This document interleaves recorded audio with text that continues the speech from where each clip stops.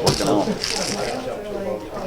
So, folks, we're going to open the meeting, and we have three public hearings tonight, and we're taking those in order that they're printed here on our agenda. The first hearing here is site plan review hearing for Countryside EIS development, followed by the Ruger lot line adjustment over on Autumn Drive, which is off South Road, and then a new hearing for Hayward Realty on 125. So we'll take them in that order. Make a motion to give Mark voting rights. Not make that, we just Mark and Kathy voting rights. Second. So there's another full board, so we'll appoint two alternates to vote tonight. All in favor? Aye. No, I think we're going to get questions. Okay. He's supposed to be here. Okay. This is cool. So the first hearing again is for Countryside BIS, and anybody that is here for that hearing, and any others or anybody just interested in moving closer to the front and view what's going on, please do. And Charlie Zilch is here representing the. We have our little package here, some notes, Glenn, from the first meeting. Hi, Charlie. How are you? Good.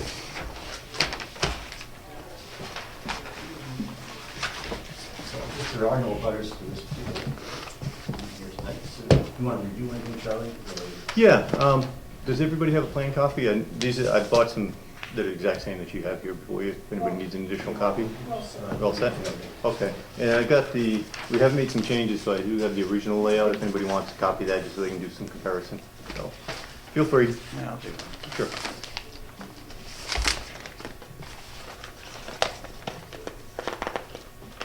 Okay, we were in here a month ago. Basically, it's continued hearing.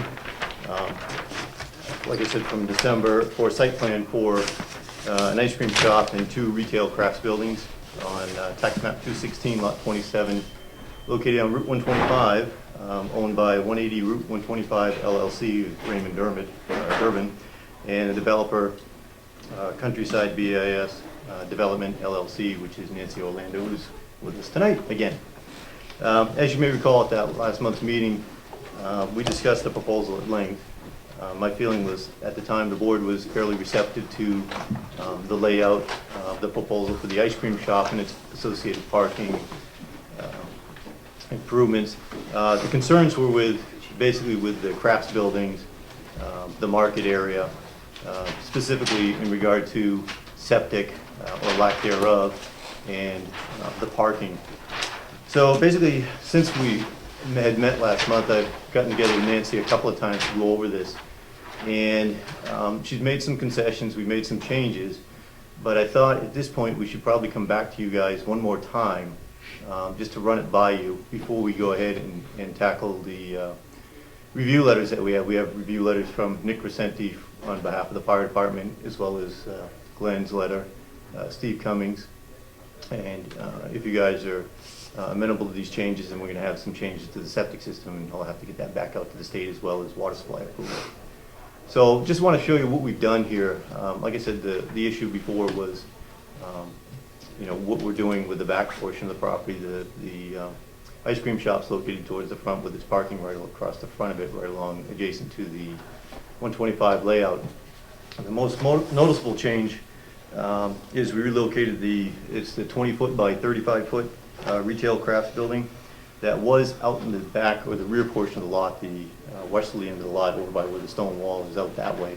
We brought that in further and put it adjacent to or fairly close to the ice cream shop.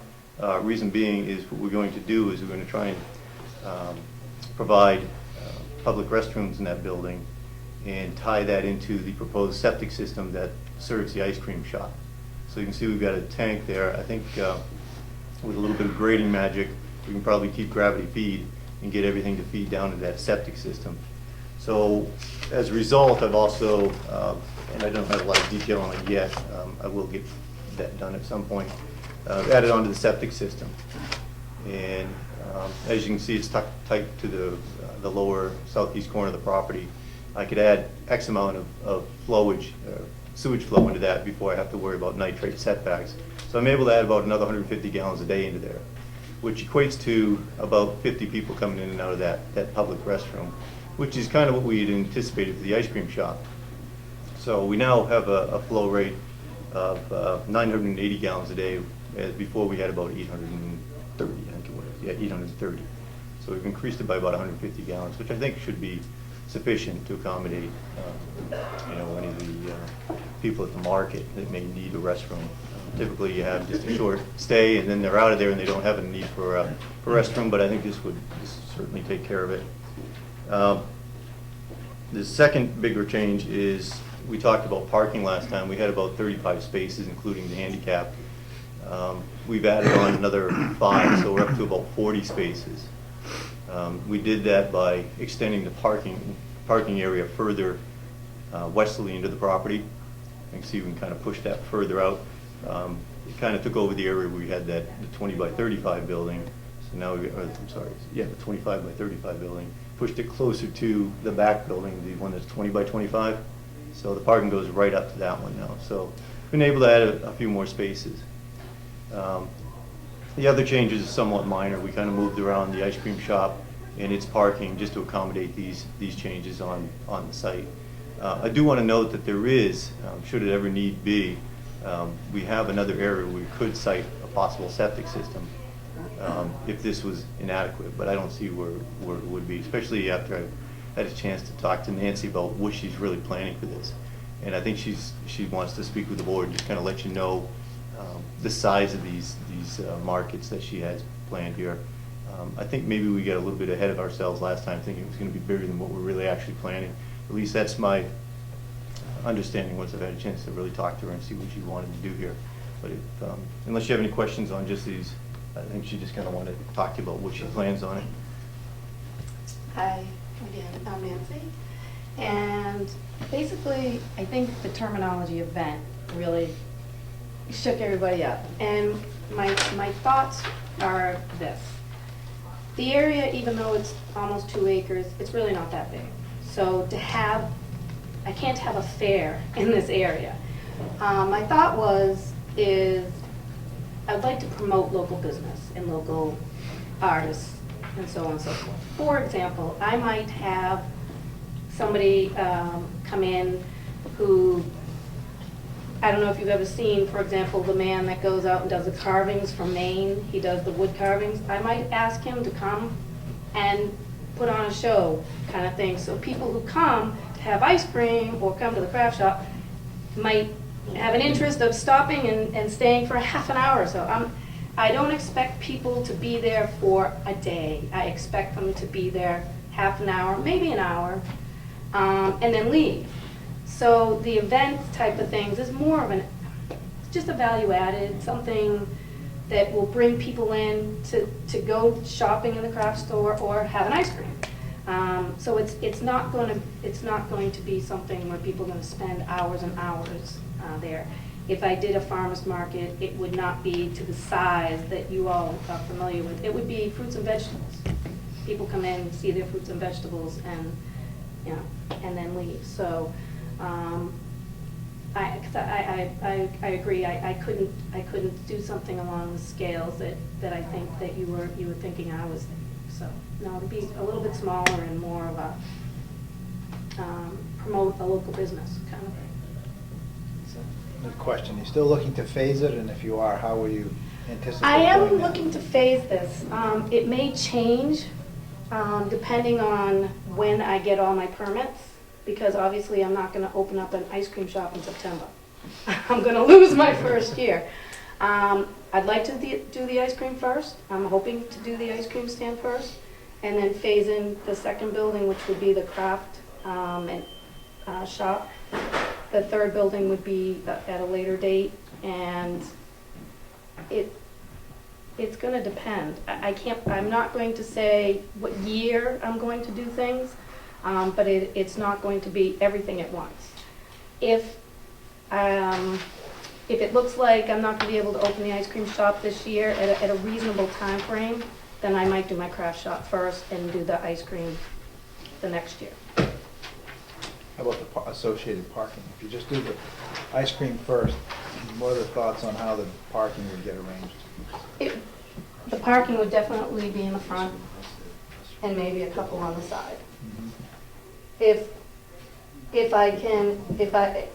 lot of it's going to depend on cost. I have an estimate for everything, but once I get firm quotes in, if I can do the whole parking, I'm going to do it.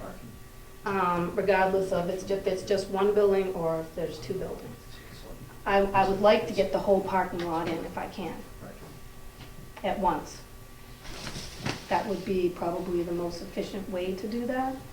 But again, it will depend on cost. And if so, it would be just for the building, the first building that went in.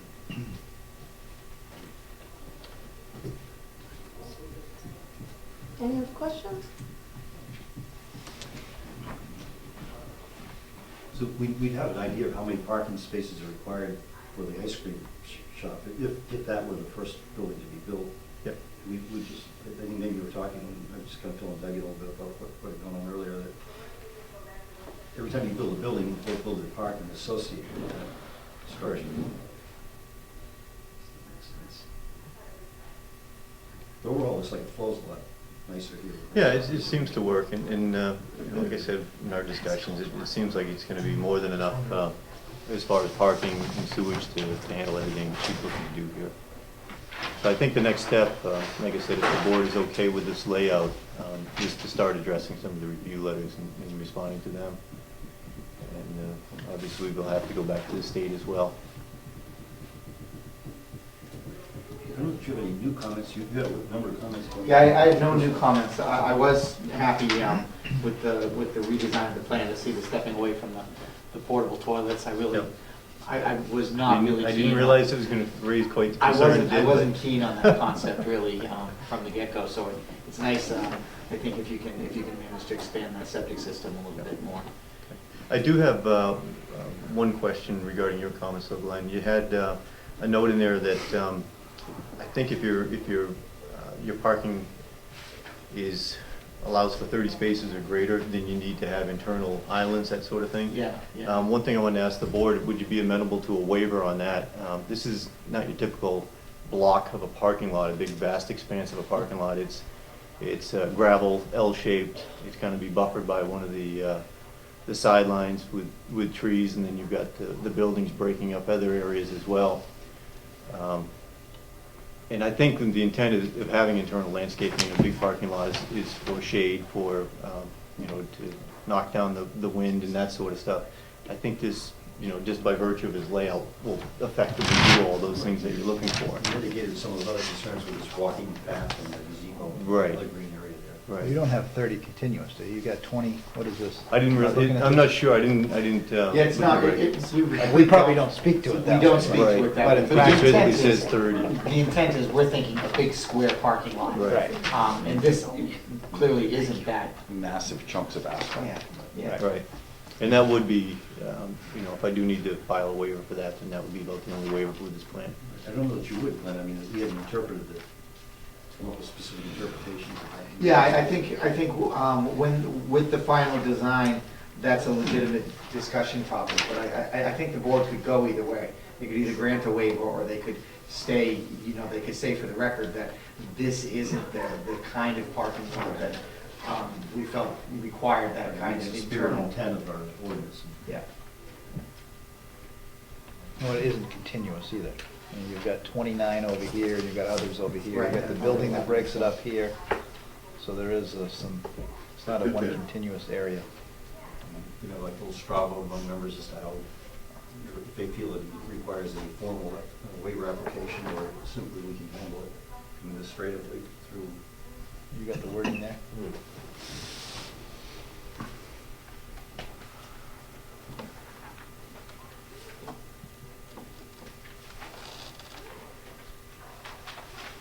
It is a site plan review regulation, so it is something completely within the purview of the planning board.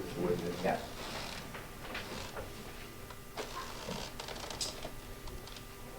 I mean, it reads just for more than 30, so. Yeah, but I think the intent with all the trees and everything around it would probably satisfy. Yeah. Well, if it makes it, procedurally, if you want me to file a waiver, because like I said, it doesn't say Yeah, I think it would be a good idea, just Why because not do that? then there won't be any question when we ask Exactly, for okay. somebody else to put the landscaping in. Yeah. I'd support that. I guess we can discuss that tonight, if you want to scribble out a request. No, I think when I come back in, we might as well go through the rest of the review, or get the, go through all the comment letters and make sure that I've got everything covered. And, Hey, do you want to do that tonight, Charlie? I wasn't sure what you were doing. If you do, I should get copies of the comments from Steve and maybe Nick. They've gotten them from a month ago, but I want copies of Steve's. I have Steve's I here. want copies of Steve's for tonight. I have no problem. Okay. Right, you have Steve's and Glenn's, so you... Yes, yes. The one I don't have is Nick's. You know, okay. Well, I was going to basically resubmit the plans and respond to his comments from the first meeting. Okay, Because I that's think all they're right. still applicable to Okay. this, All right. because we really haven't changed. There's some of the board, yeah, I didn't know how much you were going to go through tonight and how much you were going to do. Nope, just, I just wanted to just kind of make sure you guys are okay with the general layout, and then I'll go back and I'll address all the comments and get everything sent back out to the reviewers, and then hopefully see you in a month and be closer to approval. How much is left to do? Quite a bit. Yeah, there's a fair amount of comments. It won't, you know, from all the comments that I've read, it won't affect the layout per se, but I mean, there's a lot of little odds and ends to take care of. And then, like I was telling the board earlier before you got here, that we'll have to go back through the state for the septic design, because I'm gonna revise that. And then, which of course means I gotta revise the application to the water supply people as well. You haven't provide elevation views of this yet, have you? I did Did for you? the, You did? for the ice cream shop, yes. Okay. Yeah, and that's gonna get changed a little bit too. The way that issue, not really an issue, but the situation with access to the property. We, it's funny you mentioned that, I should have brought it up. I met with the DOT, I think it was before we had met last time, and they had asked, we originally had submitted the application for Ray Durbin based on an assumed use of this lot, and then along came this proposal. So we resubmitted the application, and they asked us, when I met with them, to do another traffic analysis on this thing. And so the one thing they had asked for the previous proposal is a pretty substantial deceleration lane along 125. Pretty costly. They were looking for a 12-foot shoulder over from the white line. There's about 9 or 10 feet of pavement there now, and this thing goes several hundred feet long. So we hired Stephen Perna, I don't know if you know him at all, to take another look at this thing for us. And he just kicked back the traffic study to me just the other day. And from his numbers that he gathered, it doesn't warrant a deceleration lane. Whether or not DOT is going to buy into that, I don't know. So I'm going to, when I make the revisions on this, I'm sending it back to them as well. One way or another, I mean, we're going to get a permit. Whether we have to do a decel lane remains to be seen, but as far as everything else, they're fine with it. There's no other improvements other than this issue of the decel lane. So we meet all the site distance requirements. They have no problem with the traffic volumes, that sort of thing. So that's the kind of last sticking point with that.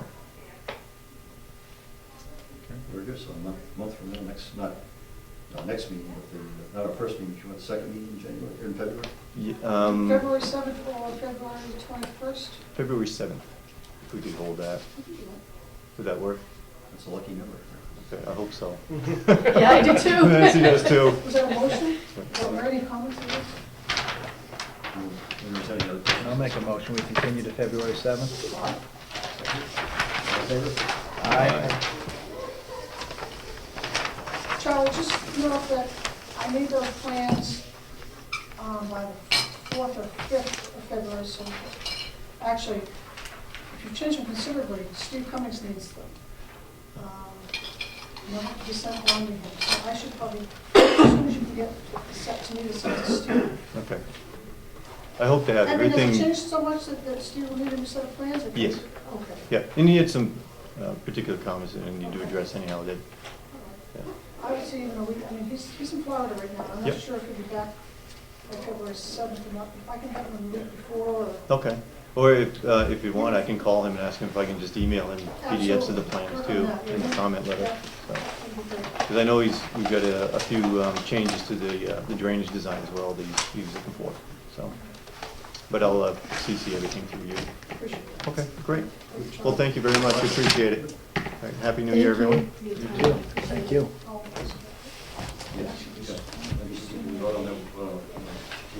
Is this whole driveway gonna be gravel? Nope, that'll be, Ray's gonna pave this. Well, this right now is paved, Yeah. so that'll be paved right up to the property line. That's, yeah, that's the driveway, okay. Thank you.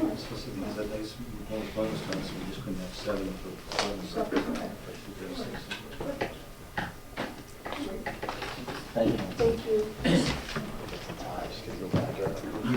I won't come to the time. I'll just second it. I'll see how it Look is. around. It's only two you can. Today is the day. 1:30. I know, 1313, huh? I've been doing that all day, Doc.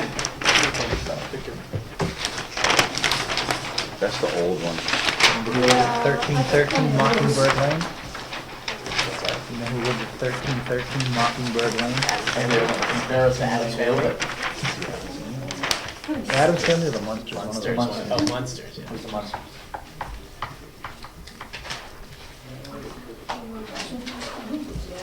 Okay, so Mr. Lugard, you're up next.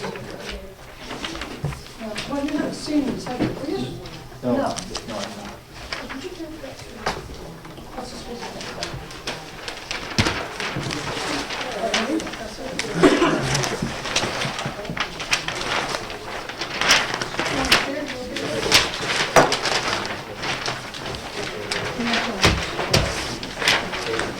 Actually, I don't mind. Okay. I don't have any comments from Steve on this because he hasn't seen this plan yet. This matter concerns the, what we call Firefly development over on South Road. So I don't know if any of you guys are butters to that piece of property, but if you are, or you're just interested in general, come up further to see what's being presented. So, let's see, we were here 2 weeks ago, right? Yes, yes. Proposing some changes at that time to the buffer, to the wetland buffer. Exactly, Berm yeah. to the wetland buffer. Yeah, we were asked to put on the new mitigated driveway, went out into the field and located that, and it's reflected on the plans that you have in front of you right now. We were also asked to put on some mitigation area for the, for plantings and a no disturb area. Let's see, what else did we have? And a note, and some sort of a note concerning the, what was it, the wetland buffer regulations. So basically on the plan, you'll see that, maybe it's better over, stand up over here. This darker line right in here, we have the wetland buffer going out around here, and then we have the, of course, the building setback line. So you can see the building envelope was kind of small, and then the original driveway came in basically where that berm is, as shown in the dotted line on the plan, and then came around, had a little turnaround and came in. So that's all been, as a matter of fact, I located the berm, it was done, I think, Monday, or maybe it was done Friday. I think I went out there Friday. Monday night has been completed. Yeah, I think I went out there Friday and actually located everything out there, so this darker line runs along the outside of the, or the mitigation line is running outside the new driveway down through here and over in here, and that's where all the planting is going to be redone and reseeded according to Mr. Sarakas' plan, or Beaverbrook Environmental's plan, which you have on record. I don't know if everybody's seen that. Environmental plan? No. Well, he was going to prepare, he described to us the type of plantings he would be doing. He was going to submit that to Steve Cummings, I think. Right. Oh, all right, okay. Well, I have a partial copy of it. I don't know if that'll help out, or if you want to make copies of it or anything like that. I have some notes on it myself, but. It'd be good to have copies of it, because we talked about having it here today. I have some notes in there that. I was I'll give impressed it with the way the berm was constructed. We were thinking it'd be very easy for somebody to just back over and use that for additional parking, but when you get out there on the ground and see it, it's so wide, it's not terribly high, but it's wide enough that no vehicle is going to be able to, they would get, hung up in the middle if they tried to straddle that. So it looked like it was effective. Well, when we went out on the site plan meeting with the original driveway that was there, I don't know if you noticed, but they did build a berm right on that, between there and the buffer, the wetland area too. They did have a berm there too when they made that, so. But, yeah, it was pretty impressive. They did a good job. Well, you talked about some plantings that could be done this year, but that was before the snow and everything froze up. Well, I think Mike said that they could put some of them in there and they may survive, but I'm not a botanist, so I don't know. We talked about having, we'll wait till Kathy comes back for the minutes, but we talked about some, a small barn of some sort to. Yeah, so Right, yeah. It's the original. Okay, thank you. I have to go over notes too. Yeah, and basically, with the, with what Kathy sent me in the notes, and note number 4, with the conditional use, I listed everything that was supposed to be down there, 1 through 6. So that was part of the conditional use, and I put those down there on the plan in note number 4. Note number 5 is just making a reference to the lot restoration plan, which is that copy that you have right there. I think that was submitted to the Conservation Commission. The little notes on the side, they were just my notes were. And then they were gonna improve the whole drainage easement area as well. Is that taken care of? I don't believe that was the case. I think the planting is just as they show. We're not gonna disturb the drainage area at all, because that was already established. No, that's already, yeah, that was done. I thought the comments he said was that they did it so poorly that he was gonna redo the whole area. No, so am I remembering that incorrectly? They have that easement. I think, I was under the impression that when they changed this driveway, that they were gonna buffer the easement area, and show it as a wooded area, in front of the easement, up to it. I didn't think they were going into it. Did you, Glenn, think they were going? I didn't think they were redoing the. Oh, No, okay. I don't remember anything to that effect. Because it was pretty well grassed in. Oh, okay. I thought for some reason they were saying something was done so poorly that they ruined it and they were gonna redo parts of something. I don't remember exactly. That's fine. Yeah, well, there was some discussion, but I think this is what we really wanted to see in the process. was Okay. this fence. And then it'll all be grassed and whatever appropriate. I talked to Reggie this morning. He said they were gonna be seeding it today, so, and then I would imagine. I don't know. Some people have green thumbs, I don't, so I And it don't. settles down after. Yeah, Yeah. yeah. Well, they can put. A lot of You contractors. could put winter rye down there, I would imagine. Poor farmer's fertilizer, right, Bruce? No. No, it actually works. We'll check it, maybe we'll. Right, I think that's part of the Bond is gonna be- Yeah. It doesn't all come up, but it will. Who came up with this planting record? Beaver Brook Environmental Yeah. Services. No, you did talk to Steve Cummings, you talked about. I have not talked to Steve at all, so. What I heard from Steve was that, I'm guessing it was Sarakas? Mike, yes.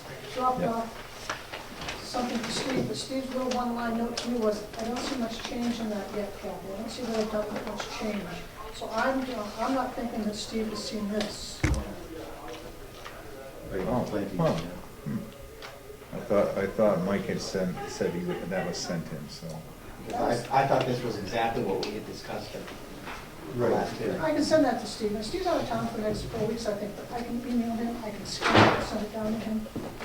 I mean, if you were at a point for Right, official it approval, looks like. it would be contingent upon Steve's okay, as it always. It does seem like this is what we want. Yeah. Kathy, why don't I have Mike send that to you Okay.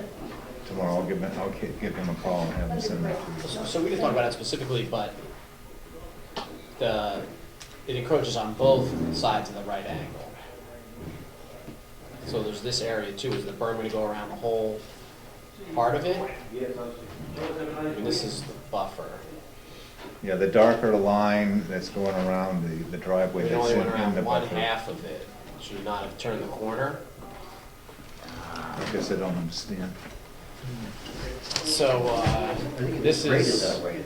They graded. this is the buffer, so it encroaches on two sides. Right, we gotta be, Put the buffer on one side, but not the other side. there's supposed to be a swale down there because as the water comes down the driveway downhill, it has to have a place to go. So it okay. is, there is a swale, and we don't, I'm not showing any topography on here, but this is a hill on this side and it goes down, and the driveway's under, so it goes down. So any drainage has to go here, and then it goes out, and then it goes into Right. this drainage easement. Yeah, take it right out there, you can see that this area here is matched in with the topsoil from the Right. back. So you don't think anyone could drive off the No, back no, into it's it? about an elevation change of. Going towards the back of the driveway? Going toward the east there, right. Yeah, okay. Right. I mean, actually, you can see that, that's a very, it's funneled down, it's a very concise spot, you know, in terms of the way they graded around it. Okay. So you have a berm here, and then you have you put loam on it and brought the loam up to a lip there just above that Okay. turnout. So you don't think you need bushes or anything there to discourage people from driving off the back? No, I don't, because I said they're going to have a lip there of 8-10 inches of Okay. material. So it looks like it's all seeded, we see it right down, but we probably don't want it.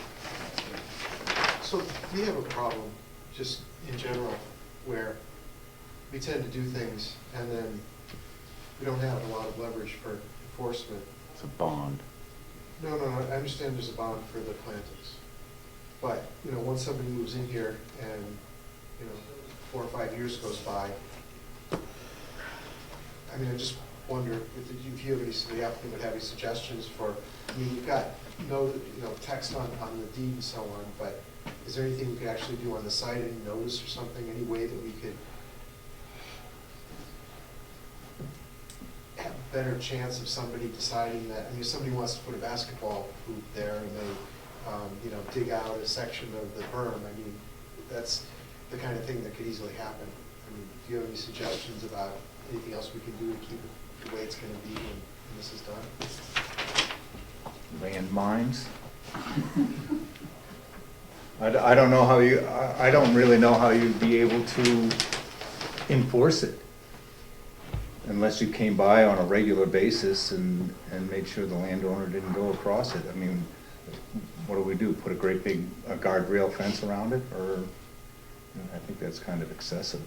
No, but sometimes people do put some kind of markers there, you know, that basically indicates that. Some towns do have a wetland or buffer zone marker that they put around, you know, along that buffer zone.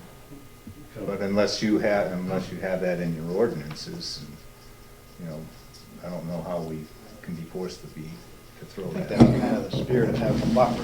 What you're trying to do is, the resource area you're trying to protect is the wetland.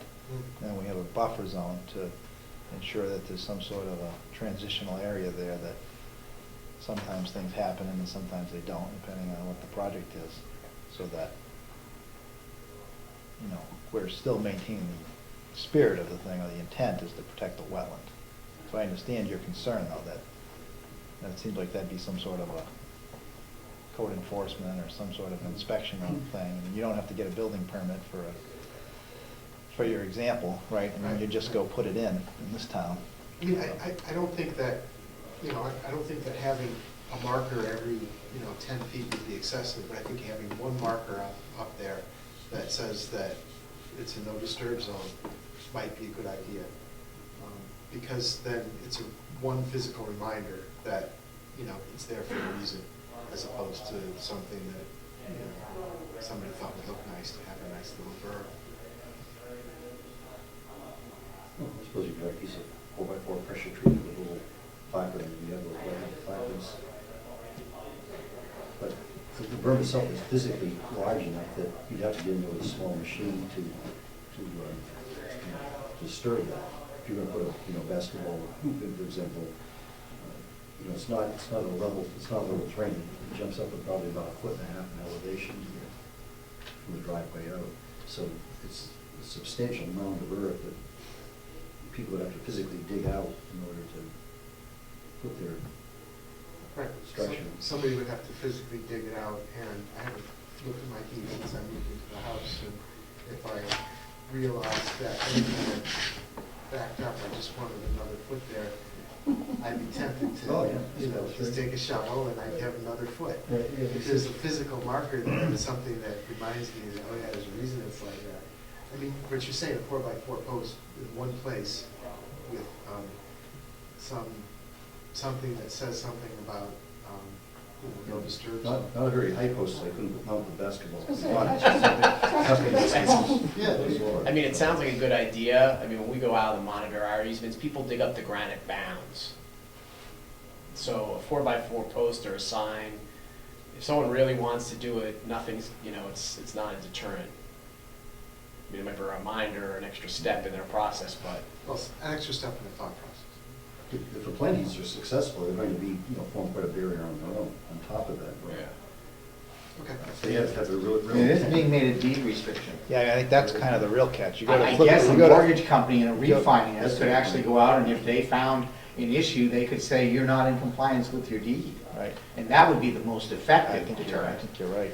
And it's much stronger than anything else, anywhere else that you do for this. We don't The have town deed does their restrictions. ask, they do ask when they do their That's good. appraisals, those kinds of questions. That's fine. I just thought it was good to talk about, but I'm fine, it's good answers. So we actually had two requests for action on this plot plan. We got the boundary line adjustment we did not vote on, correct? That's correct. The last time, on this conditional use permit to allow some encroachment into the wetland. Did we end up not voting on We it? voted on No, the you conditional use voted on permit, that and it was with approved. 6 conditions. I thought we did, yeah. Yeah, we were, But, so we vote tonight though to say that those conditions have been met. well, actually, So don't you I'm want guessing Steve to look at it? I have a copy, I mean, I see, right. the conditional use permit was granted based on 6 conditions. Which are here. And so, okay, thank you.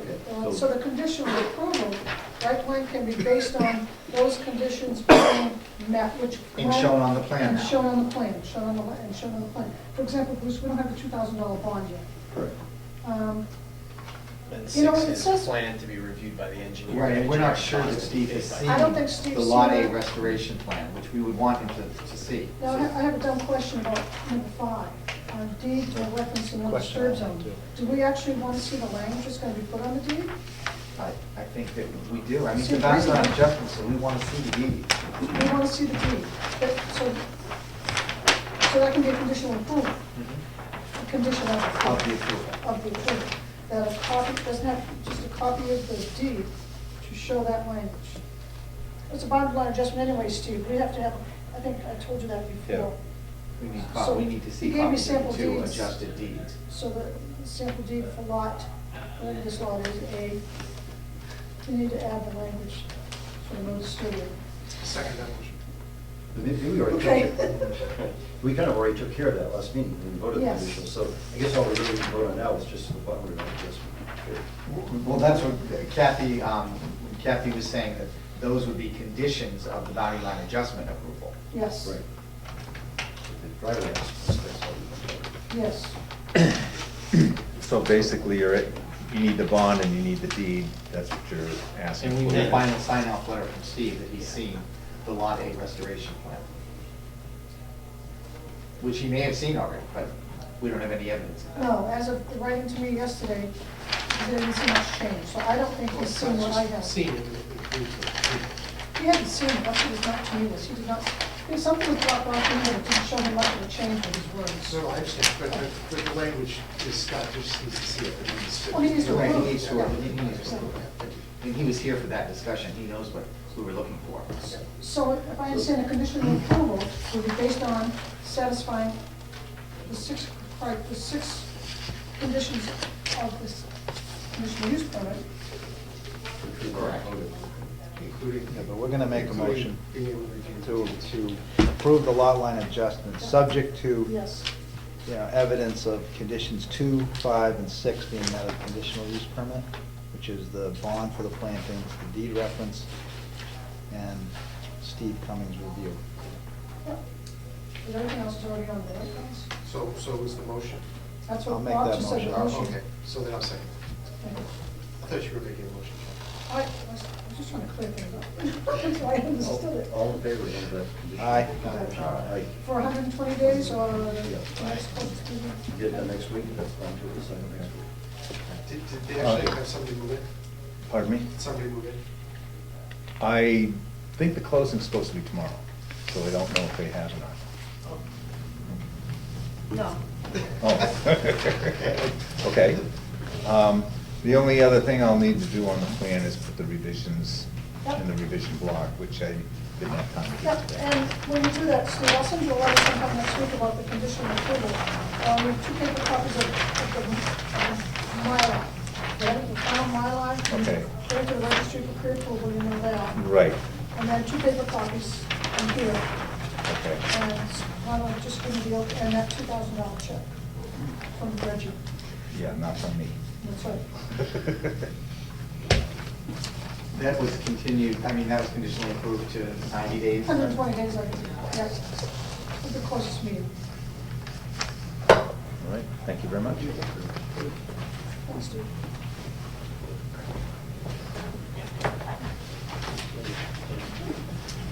This one was or this one?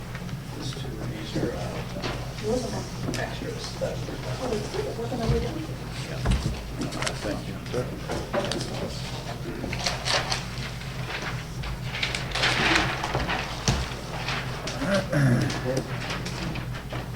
Oh, it's just a copy. It's not- I don't want to use it. I don't care what it's for. I don't care what it is. That's all I'm asking. Is that what you're asking me? Oh, they gave us, part of the application, they required to show us what the deed would look like after the lot line adjustment. And that's in mine. Yeah, so, and he provided that, just sample. Sample deed. Yeah. Definitely north of South Road. South of here. So it's south of that road. Not very far from Middle Road. Go back to Middle I Road. mean, that's amazing. This is the road. This crosses, my father's got a crossing on this thing right here, through his pit. Mark? I think it's right up in here. There you go.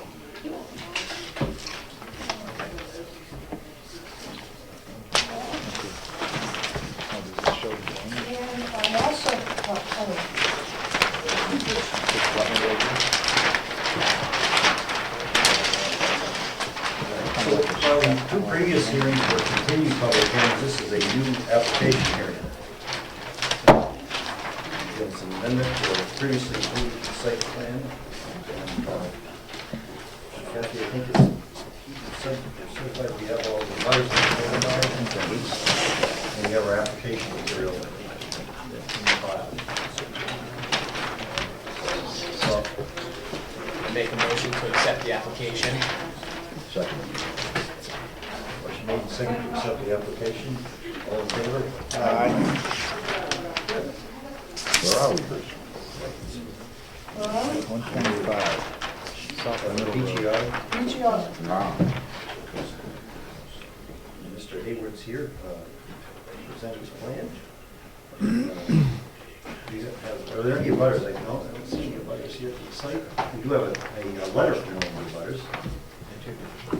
I don't know if I may have to give you the site already, but it's so just a note to address to the board from Connie Magnuson, one of the abutters, and he writes, Brentwood Planning Board, please read at meeting.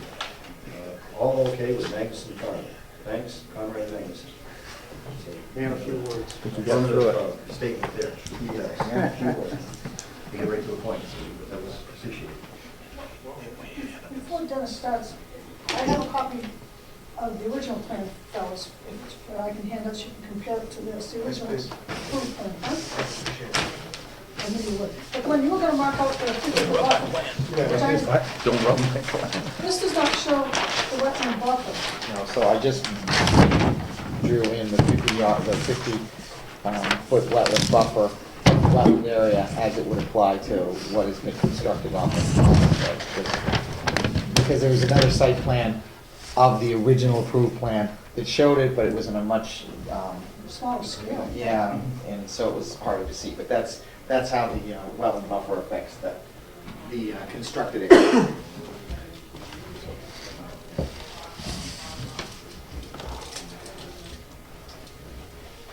That's new plan. This is the new one. I tried to do that. So did I mean, It's not easy, is it? it's not pretty. I'm glad you did it. So, I mean, just as a start, if you want to kind of run through that. Sure. Yep, I'll just, with me tonight is Denny Hamel from Cameron Engineering, and he'll probably answer some more of the technical questions. But basically, I'll just kind of go through each of the half dozen points that Glenn brought up in his letter. Number one was the two loam piles that are here that were left over from the original building that was put up. One's screened loam and the other one's just loam with a bunch of sticks and stuff still in it. Pretty well vegetated. On the one that's screened loam, the south side of it's been dug into a little bit. I just dig into it periodically. None of the tenants use it. It's just something that I use around there to fix the lawn up or bring back to my house and fix it up. But beyond that, it's all pretty well vegetated. I think if I scaled it off, the distance from that to the nearest wetland was about 150 feet, so it's quite a distance. It drains pretty well all through here. It's sandy. If you look at it, there's really no erosion. There's no runoff from the pile.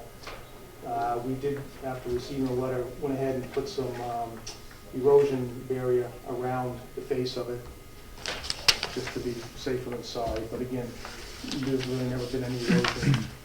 The pile's been there again since the building was put up, and we've dug into the building, into the pile, again, just a couple times a year. The next item, I guess, is the parking on both sides. This parking area over here was not on the original plan. It's something that just kind of evolved from the tenant that's over on the end here. It's a canvas shop.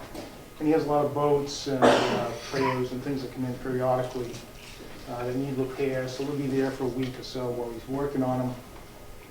We never really did much over here. It's all sandy all through here, and I think we took down one tree that was on the corner. But beyond that, it's just something he kept parking on. Eventually everything got beat down. We kind of cleaned it up a little bit after that. But really there wasn't a whole lot of preparation that we did. I guess the only thing that could be of concern based on the board is the leach field is over here, and then the reserve area is below it, towards the back of the building. And that parking area, I guess, encroaches into the reserve area of the leach field. It really doesn't seem to matter too much. We didn't change the topography over here at all. Again, it's just something that they just started driving on. And the reserve area is still there. We didn't pave over it or anything like that. And then over on this side, they've done some parking here. A lot of the parking for this building, I shouldn't say a lot, but some of the parking for this building is probably part of the second building too. Because behind the second building, if you have the original plan, behind it there's a tremendous amount of parking. That's still undeveloped and it's still all kind of natural. So nobody really goes out here to park. So because of that, and because that other building is not there, and again, it's flat, it's sandy, we haven't really done anything over there. They've just been parking some overflow trucks and cars over there periodically too. Again, not near any wetlands, nothing's really been disturbed. Again, it's just something they started parking on.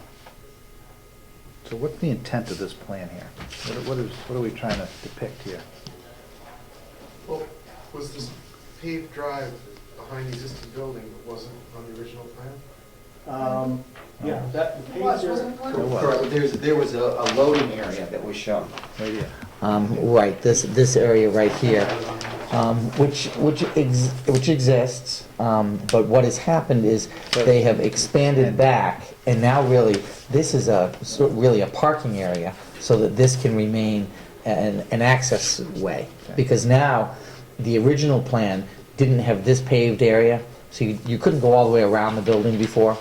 now you can go all the way around. This paved area is something that's also new to the, Is all this the drainage plan. in and functioning? Yes. Why isn't that depicted on this plan? The intent here was to show, it's like you've got some drain, I don't know what this thing is, a roof drain. You've got some depiction of this drainage, but you don't have it all. How come?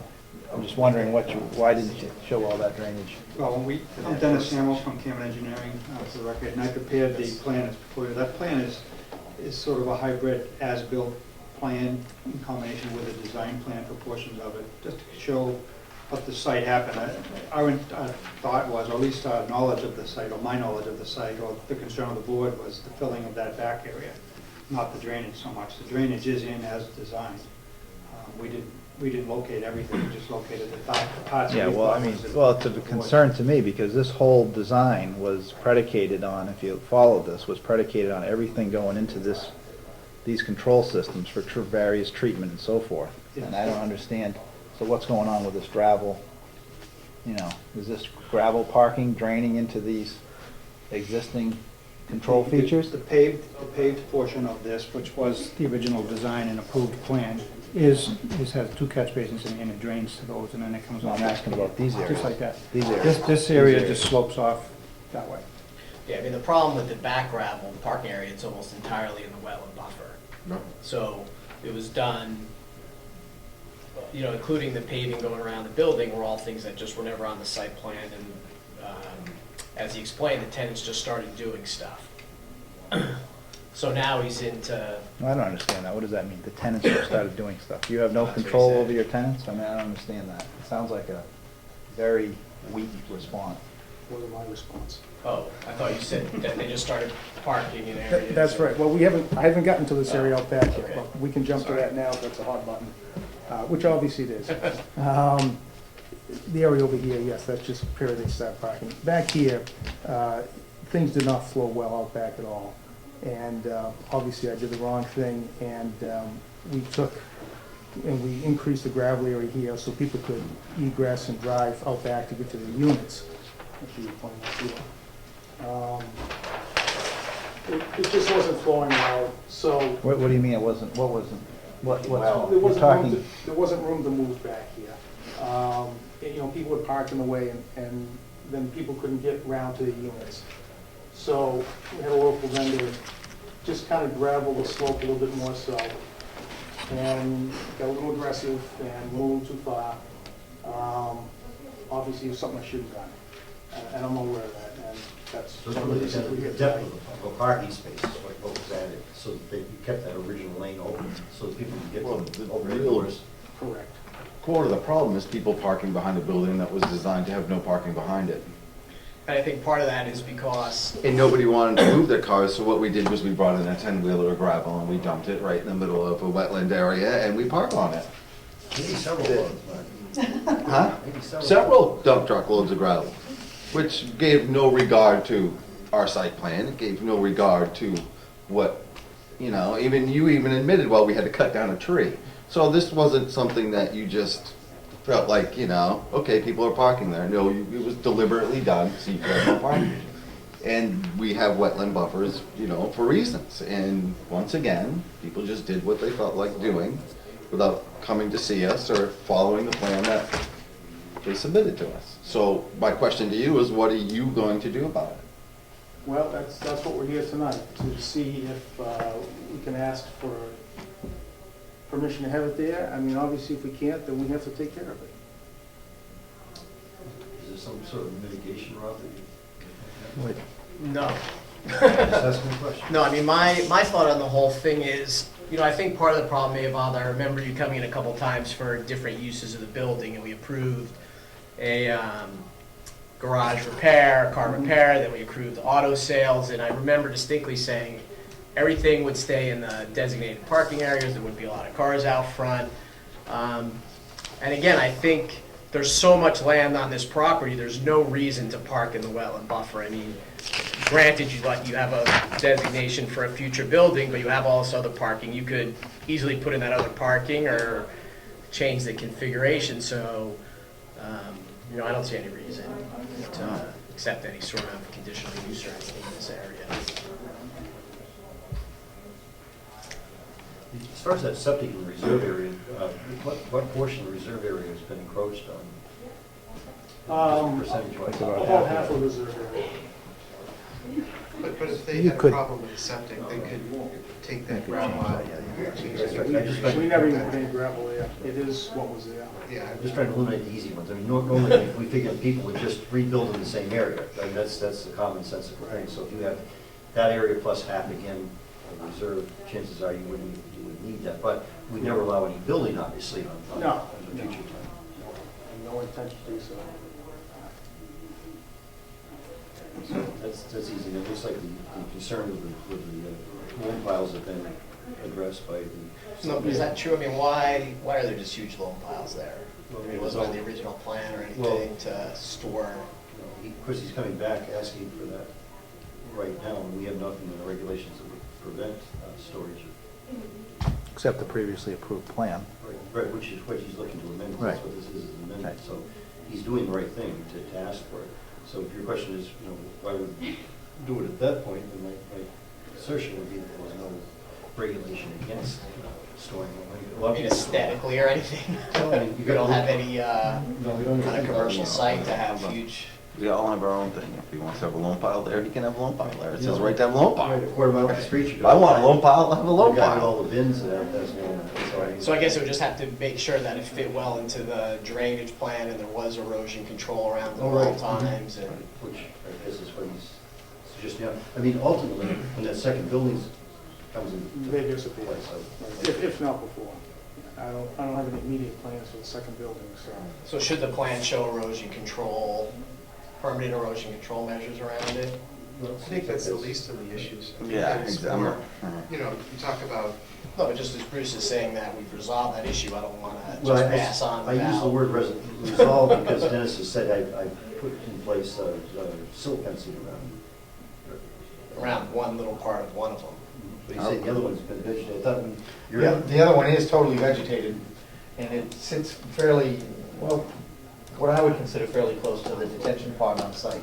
And there was no evidence of any sedimentation or siltation to that detention basin at all. I was reading your comments about the notes from your.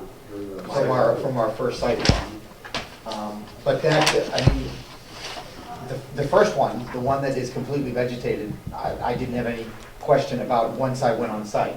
The Right. second one that has been opened, that one did have concerns. Now, I was on site, I looked at that one also. He indicated there is quite a distance to the wetland, and that's true. That distance currently is either gravel or grassed.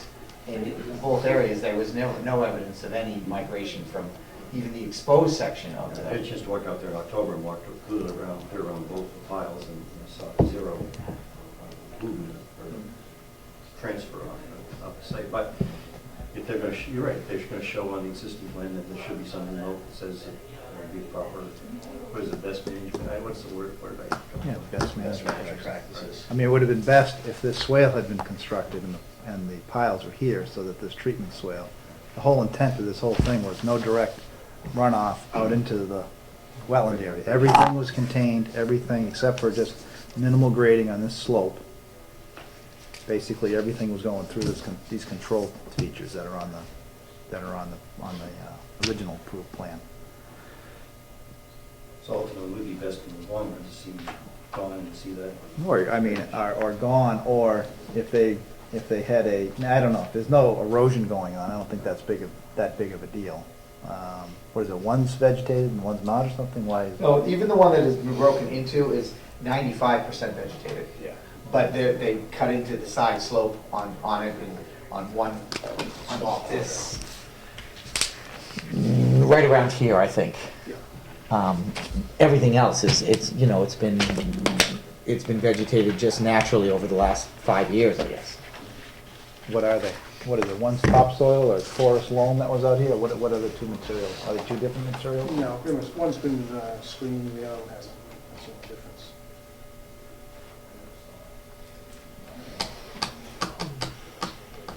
So we're really back to the discussion on the proposed. Yeah, so I mean, looking at our regulations, we have, as part of the wetland buffer, one of the sections is the storage of any motor vehicle, including but not limited to autos, trucks, snowmobiles, recreation vehicles, motorcycles, or motorized boats is prohibited. So that's pretty clear. The conditional use, Glenn, you could help me with this, doesn't go into anything except for access ways. So it doesn't even address So the we're actually- possibility of, We're fine in the way we interpreted it. yeah, the first one was Starts- perfect for access ways or driveways or things like that, but for permanent storage or buildings or anything else, I don't even think it comes under the conditional use, but correct me if I'm wrong. So Buildings certainly don't. we had a conditional use on the 50-foot, right? But anytime that we've gone less than 50 feet away from the wetlands, it seems like we usually require, no disturbance at all, and we're very careful about anything we do. We start getting, when we relax the 50 feet, and we've relaxed the 50 feet already in the original plan. Right. So it's kind of, to me, I don't see any choice but to, require them to go back to the original plan. Yeah, and I'd like to have it restored, remediation. like a full restoration, and possibly even like we just did with the last hearing, put in some sort of berm or something to make sure that the tenants don't just do it again. And protect the wetlands Yeah. while they're doing it. They have to have a loan to accomplish. Maybe that's where the piles can go. We'll trade you gravel for loan. Well, we could put the guardrail up. I mean, the bank that was there originally was. I'd love to see a pretty steep. guardrail personally. Yeah, We could put the guardrail up, and that's. But they're not- physical exclusion. They're not attractive, but they do keep people attractive anywhere beyond it. But the nice loam and some few plants out there seem to be something to be less maintenance down the road. I mean, I would think so, less costly and. Nobody's digging up a guardrail. I think the problem with loaming it too, which was the original problem, once you come off the driveway, it had to slope really steep in order to stay out of the buffer. So you could loam it and plant it, more than happy to do so, but I think in order to do so, we're gonna have to have a more gradual slope, which is gonna encroach back into that. I mean, I think what needs to happen is it needs to be restored to the original buffer. It needs to be restored to its original condition, so I don't know if that's gonna require, wetland scientist or something, but I think it should be restored so that it functions as it was supposed to. But if you put loam on, that's plantings there. I don't know if that's appropriate or not, actually, based on the drainage and everything else. Or the drainage would still work, but the drainage work when you were loam and seed it. Yeah. I'm no expert, so, Steve Cummings or someone approved it, I'd be fine with that. What do you think about that, Bob? Yeah, I think the original, you've mentioned the guardrail, I think the original plan shows one. There, through the steep section of the slope, when it gets back here, the slope isn't as steep, and the grade changes as much, it goes away. So that's a guardrail.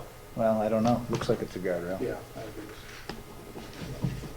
Yeah, he's right. I mean, once we got away from the steepness and we had room to have a more gradual easement into the buffer, well, So the original slope should be restored then, or no? Yeah. Yeah. What? Yes. See. And then planted or, grassed or I whatever. think what you're saying about having a wetland scientist look at it and make the recommendation, because we want to do what's best, as opposed to just, we want to do what's best. And the wetland science might say it's better not to dig the whole thing up and Could cause be. more. Could be, he said just leave the gravel because Could it be. slows the water. I have no idea.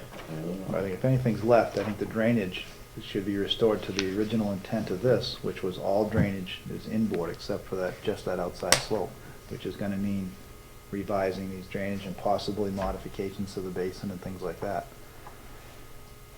Because it's not gonna drain off the back, you're saying? Or wasn't supposed So to. I'm saying if we were to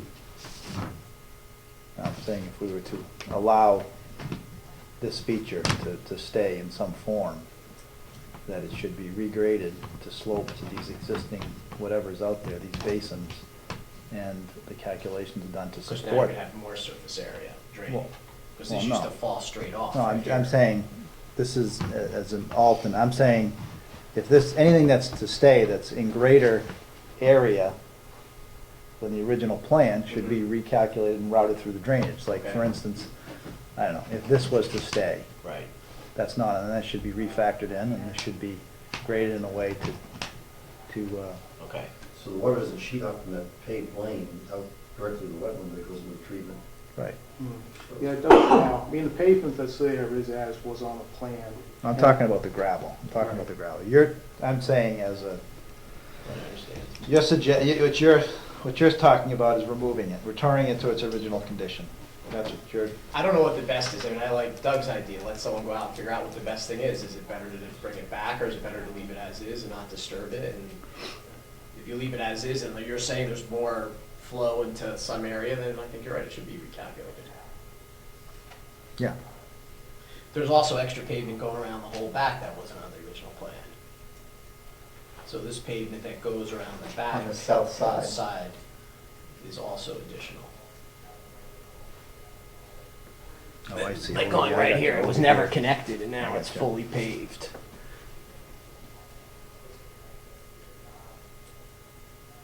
Well, we've established our intent, and we know what the issues that need to be looked into professionally are. I would almost like to see the planning board select somebody though to look at it, rather than having It have to be a licensed, whenever we have an expert come forward, well, they do have to be a licensed person. I mean, Steve Cummings is our review agent, but we allow the applicant in all cases thus far to select their own professionally approved, sufficient license. My thoughts are if we're gonna continue this hearing and ask them, next time they come back with a plan showing what a wetland scientist proposes, Doesn't show what septic tank then is. Steve I will don't probably have some comments to make. Well, I think that one of the questions for Steve should we have a second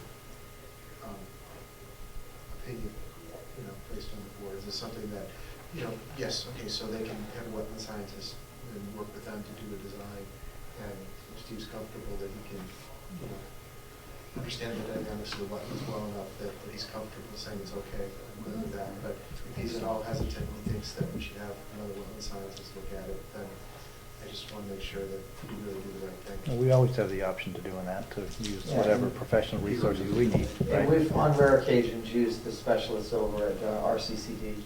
Yeah. They have wetland scientists, they have, design engineer, stormwater management engineer.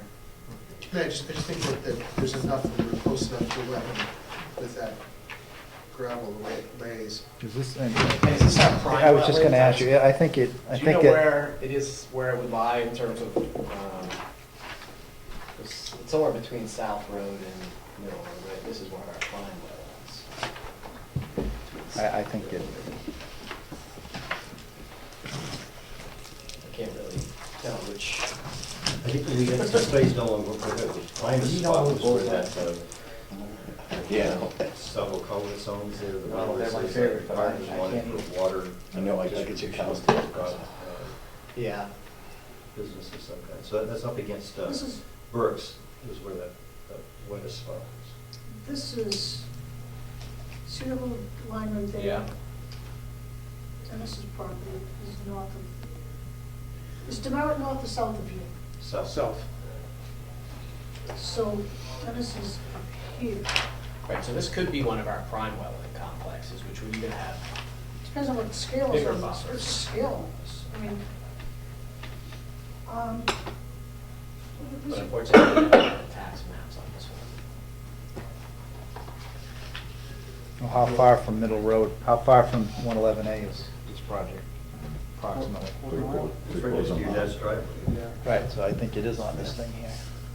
this, Yeah, that's right here. see this, Yeah. that's the kind of, Yeah. Okay. yeah, the So short. that's right across the street from them, Yeah, basically, and right? Dwayne's house is like right across the street from that. So Dwayne's here, so it was, Right, so I think this is our prime wetlands. now, so I haven't said that. Does this, see the stream? Yeah. Does it show up on there? This little stream running off right here. Right here. Remember, this probably comes back like this if you saw it more. It's probably something like that. That it could be Just coming a guess. around here somewhere. Yeah. Figure out. Up On here? the stream. Up here? Dennis is up here. Where do you think your property He's up is? here. Dennis, here's the cutout across the street. Yep, so we're down, because that's, yeah, it's down there. I think I have one of these with a tax map, Yeah, but, because that must be the reason right here. yeah, Yeah, and just the, that side of the creek. okay, so this could be this little stream, Yes. so. Yeah, it's not good. Send you back, you do your due diligence, and you come back again, I guess. But question, did you guys pave over your septic tank? Yes, So that is, was one of the reasons we did it, because people kept driving around, deliveries and that, and it was making a mess out of it. There's 3 covers there, so we paved there to hold all that in place. We didn't encroach into the reserve area or any of that for the leach field. But how does that work with the leach field if you pave so close to it? I mean, How close is it? Yeah, I mean, it's not very close to where the actual leach field is. It is fairly close to the reserve area.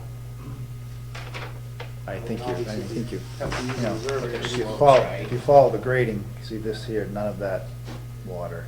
Are you talking about functionally, the water? Yeah.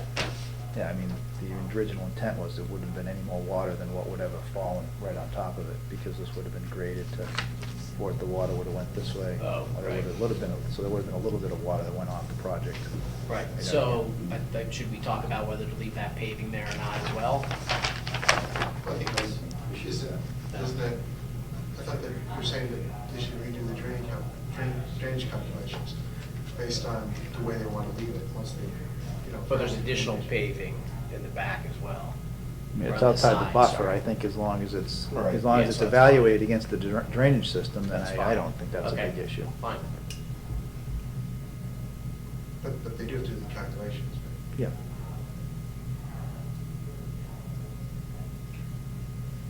Why don't you use this parking area, this one over here? Why didn't you just do something here? Why did this? I guess just, human nature. People aren't gonna wanna park over here and walk this distance. There's no reason we can't convert this or change it into what was on the original plan. Yeah, and maybe even You wanna putting up consider that no in your parking mitigation signs or plan. something. You're not gonna have a choice. Like it's right Because beside that's the road. fire access, I assume, so. It says fire. I don't know how to read all these things. For sure, I've seen that. What, on the back of the? Yeah. Oh, it just says paved drive. I thought it I don't said think it says fire. fire. No, it's just Paved. Paved. I couldn't see what my glasses.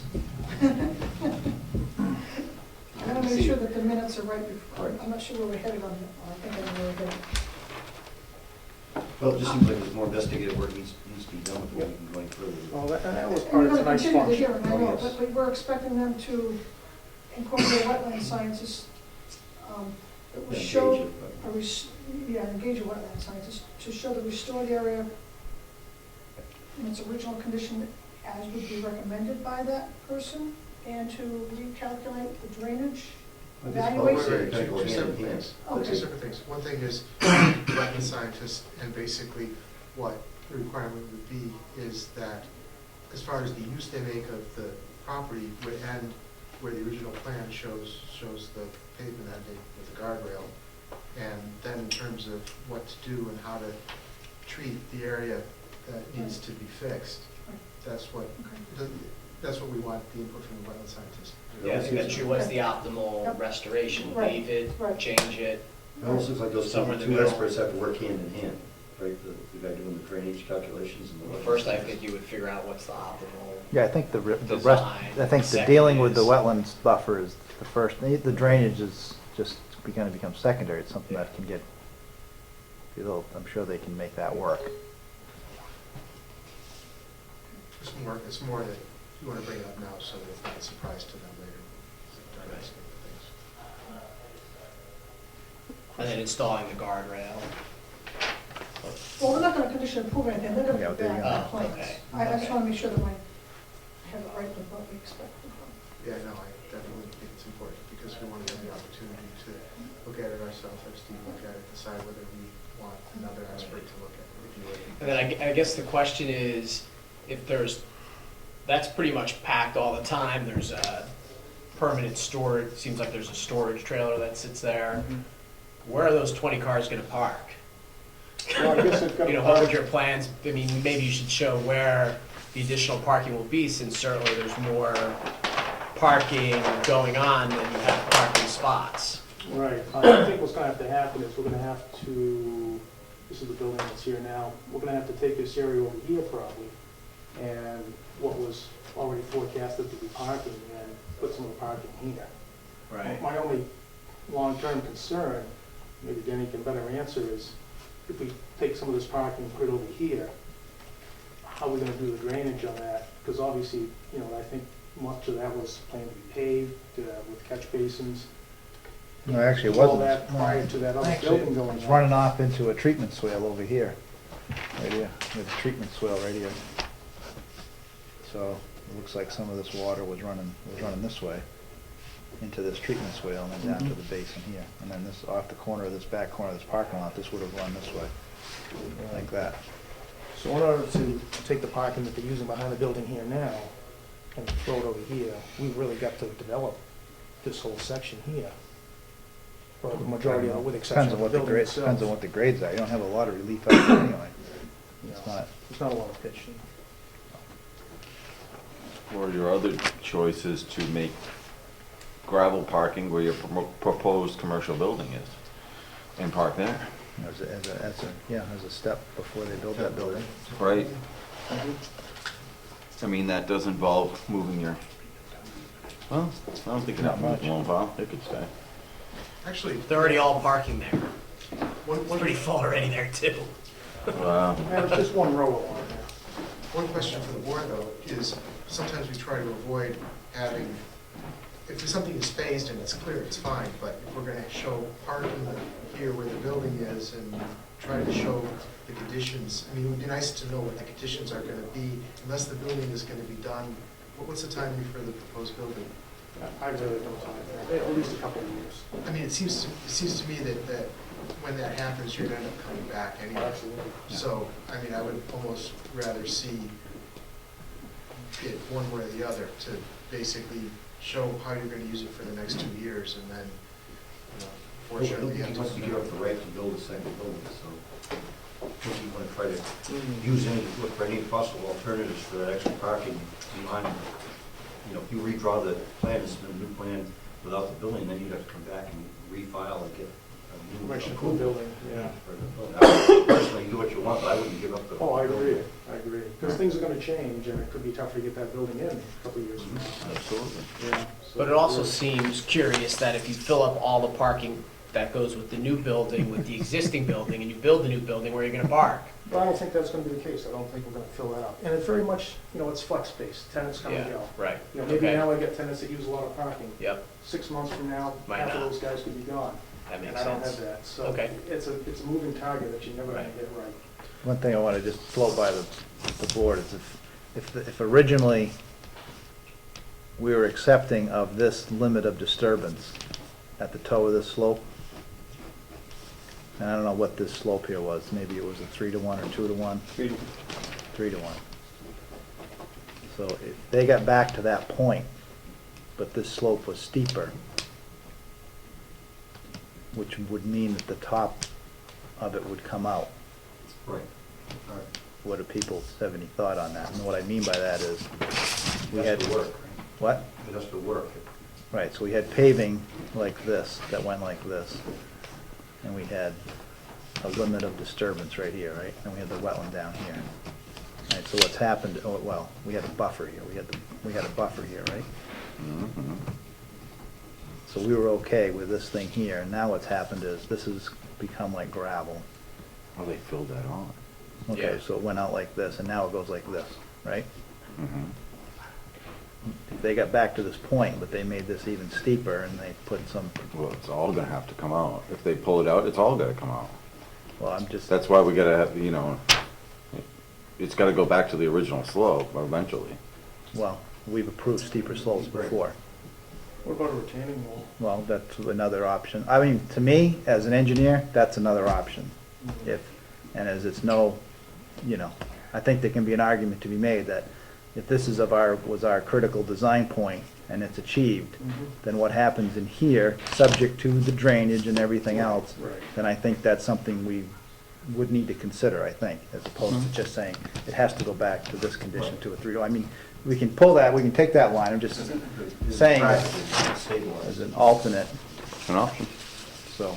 Well, I think that just by saying that we wanted to, whatever's best for the protection of the wetlands, isn't that kind of opening the door for them to propose something like that?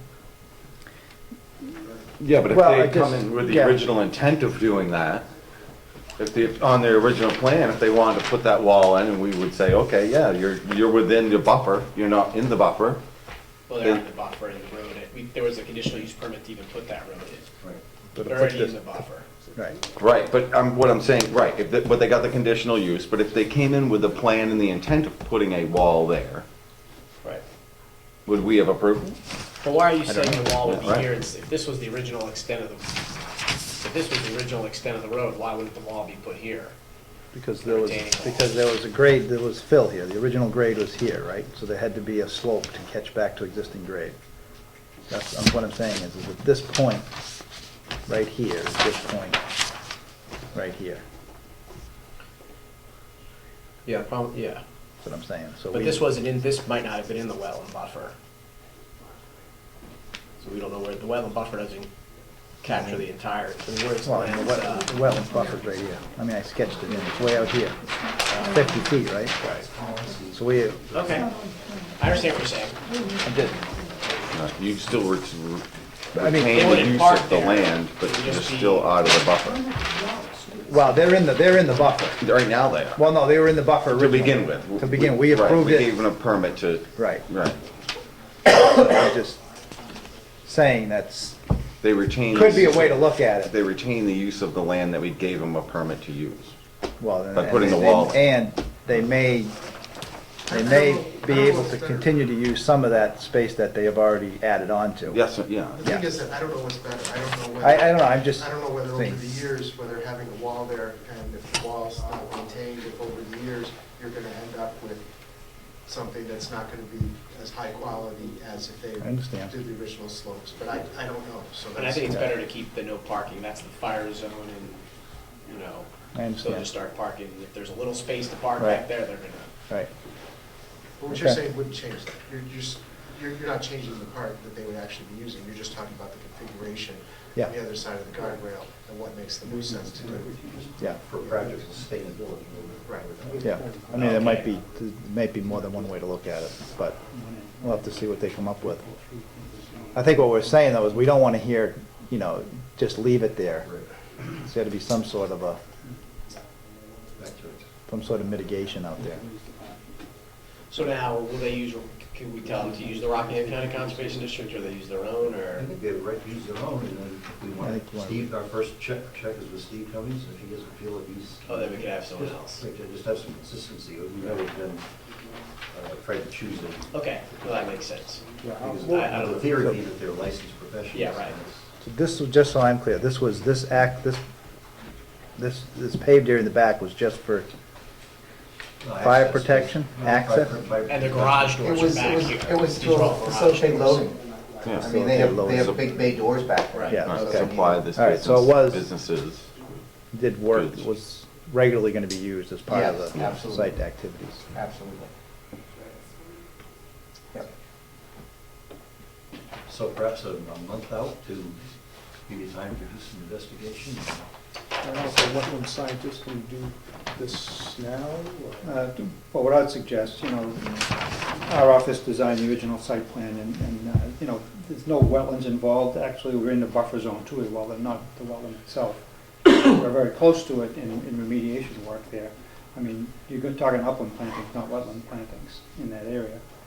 My suggestion would be if we move it, you know, the retaining wall, in my opinion, is not a real feasible, financially feasible option, just because of what you're going to gain and what you're going to cost. Is tremendous amount of cost to build that retaining wall in there. So if we bring it back to a 3-to-1 slope, seed it, and, you know, with grasses, as was the original intent, And then you're talking a relatively small space. You see in this pink area in here, this is the original design, and that's the current line at the edge of the fill.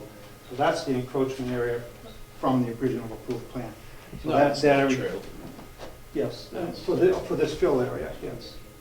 This red line you see on the bottom of the pink area is the bottom of the fill that currently exists. So you filled in all the rest. This is That all filled in slope was here all too, filled yes. too. But I'm saying, as far as the buffer zone, But you filled a lot more than that. we filled down to this line. More than previous- the original slope The was approved allowed. plan was this line up here.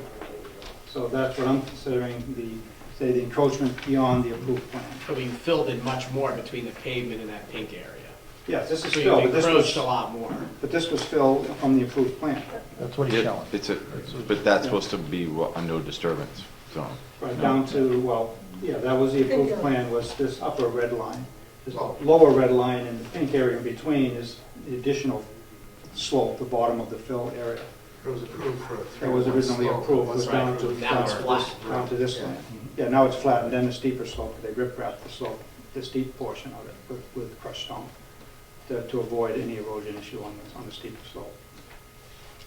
But, you know, they did obviously go further than the approved plan. So, you know, the board is obviously leaning towards removing it all and bringing it back to its original condition, which I'd be more in favor of than building a retaining wall. Structurally and environmentally, the retaining wall is an expensive item. You're not going to gain much by the amount of cost it would take to do it. We're not suggesting that, I mean, that's what No, I some think people it's have just done. right. I Yeah, think you just and threw it that's up my there opinion, that's what to I'm gonna recommend to to help the you client, out. to do that, and that would be the least expensive fix to this thing. Well, it's not only a matter of making those changes, but it's also how you protect the wetland while you're making those changes. So the plan should, you know, we don't want to come back and have you say it's done, you know, we want to find out. We'll prepare how an it's gonna erosion be done. control plan as well with it, and the plantings we propose for the slope from the bottom of the current slope to where we're going to, actually, obviously we're going to protect this whole area. And we're doing that with erosion, with siltation control in the bottom. And we'll have a sequencing of the removal of the earth, the bringing in of the topsoil, which obviously has stockpiled topsoil already right here, and obviously doing it in the appropriate season. Right now is not the time to do that. We do that when the weather breaks and we can actually get some grass to grow as soon as we plant it. So that would be a springtime event. So it would be a sequencing plan showing the, you know, bringing it back to the original grades, showing the guardrail that was proposed there, you know, being on a 3-to-1 slope. You don't want cars obviously going off that. Adds a little protection from the wetland buffer that people obviously can't go beyond the guardrail. Could you clearly show the wetland buffer on the plan? I don't show the buffer on that plan. On this one, But- when you come back. When you come, yeah. Sure, I can show the buffer. Sure. And can you determine if it's a prime wetland or not for us? Here, actually, this is the original approved plan. That dark line you see there is the wetland buffer. You have on the revised plan that you put back to. We'll put it on there. Yeah, there's some very poorly drained soils down below, quite a ways from that area. You see this dotted area, that's a very poorly drained soil. This is just poorly drained soil. And that's that stream you were just looking at on your map. That's that little stream that comes across the back of the property here. Yes, we will show all the buffer zones. The intent of the plan you had before us was a discussion point for us to go on and find out how we can all come to consensus of what's best for the board and my client, rather than trying to show something and then have it ripped apart. We just want to do it right the first time, and that's why we're here. Not to try and get everything approved. I mean, you'd like to remove as little as possible, but, you know, obviously the consensus of the board is to have this part restored, and we'll do that. And show the parking for the future parking. The parking will be, you know, we'll show it as it comes over here. And if we have to create a swale over here, we can do that. That's the original design, is to bring it back to the basin through that treatment swale over here. This part was proposed paving, if you remember. I don't know if any of you were on the board when this originally came through. But there's a dotted area back here for future overflow parking, which would tend to be gravel, just for overflow parking. So if they use some of this, and then these tenants start to get, need more parking, then we can basically just build this gravel area. That was the intent of that, as an overflow parking area for times when they need it. So what are the things that you want different than the original plan for the amendment? Well, the other issue was he paved over this area over here. would the board be willing to allow that to stay? Between the building and the septic, that would be one thing he'd suggest or request that you leave it there. If, when and if they need the reserve area for the septic, then the pavement may have to be removed to make that happen. And he understands that he's not, not changing that reserve area, but if he needs it, he has to take his own risk of this paving. You don't want any more paving put into it. We're cool with what's there. Right, so all this other paving that's on the site is according to the original design plan, and the drainage is in and functioning for that portion of it. So basically, if it wasn't for that paving, then you really don't, there's no changes that you would have been asking for. Nothing of major. Well, there's the gravel parking area. That gravel area that's out It's of. extra that's parking. that purple area there. And I called it, somewhat up, I don't know if I called it a gravel area, like Dennis said, just an area that was cleared and they parked on it. Whatever the soil was there, was there. There's no gravel brought in to create a parking area. They just parked off the paved area into the woody section. And the Like low Dennis- piles and the erosion around it, that's different. And that area is Well, I very don't know stable. if that's, sorry? I said, that area is very stable. There's no erosion issue there. I don't know if, like, loam piles. You can see where the loam piles are, where they in relation to the originally approved plan. Yeah, It's all within the But you really don't development. want that, you really don't want that on there, what you really want is a proposed building. I mean, you want to show that's what I mean, where it gets a little bit messy when you try to show two things at once. I was surprised it was an issue. I mean, I Well, so just- then are they temporary, that from the construction, they should still follow the construction rules for erosion control? We asked them to do that, right? We're asking them to No, do but that. Doug's saying just to take them off completely now. Well, if the man wants to have loam piles, it's his property, he can have a loam pile. No, not take the loam piles. But on a commercial property, that was part of construction, shouldn't it be protected with whatever we do during normal If you construction? want to make him put in erosion controls, that's fine, but if I want a loam pile, I have a loam pile. Yeah, I don't think there's a question about that. Right, I'm just saying that maybe it doesn't even need to be on the plan. But yes, it should. Because you guys were the ones who were asking to put that on the plan. That's how this whole subject gets started, just this spring. I didn't ask him to put it on the Not plan. shown, I was- right? Yeah, I didn't know what That's to. what you're saying. yeah, Yeah. because they're temporary, like They're you're saying, temporary, they're so temporary. and- leave the piles but not show them on the plan. Because they're temporary. Because. That could be you've got- noted in the minutes. I mean, yeah, you're not giving up anything, because you have a right to put loan bills anywhere you want, so maybe just make the plan less messy or clearer. I could just label the piles as temporary topsoil piles or earth piles. Yeah, that's fine. I guess. Over there, they can be removed whenever he needs to remove them to build a structure when he does that. Sounds good. So 1 month, you just continue for 1 month? So we'll come back with a revised plan, basically fixing this and showing what, this parking is already here and approved and shown. We just gotta get it connected to the drainage system, so that would work. I mean, we could temporarily put one right across where the building's going, and once all these piles in the building gets put in, then this permanent one gets put in. I mean, something as simple as that. When you have leases for the tenants, do they specify where they can park? No, really. If somebody has an excessive amount of vehicles, we might make an order in the lease, but parking is pretty much wherever people want to park within the allowed spaces. We don't say, this is your unit, you have to park in front of it. No, but if there was just some kind of thing where, parking is only in designated areas and, maybe in the long run, that would be a little bit more under control, so it doesn't get out of hand. Well, you just trained me. This economy, I'll put it in the lease. All right, so would a 1 month leave us in the back, leave it 1 month, again, the 7th of February, before we meet? And 21st, so. Think it'll be enough time. Yeah, the design's done, it is. Yeah, it's just a matter of us coming up with the sequencing and some notes and Yeah, the but plantings. talking about wetland, Well, what I'm going to suggest is that we provide a planting plan. You can have Steve Cummings review it. I mean, it's not going to be, I think that you should, because in order to remove where the encroachment is, I don't see how you could actually remove that without, actually having some activity in the wetland. there will be no activity in the wetland. That's going to be our very first thing, is we're going to put up some barrier there to protect the wetland. I mean, no encroachment onto the wetland itself. How close is it? I mean, you've We're drawn within a it. couple of feet.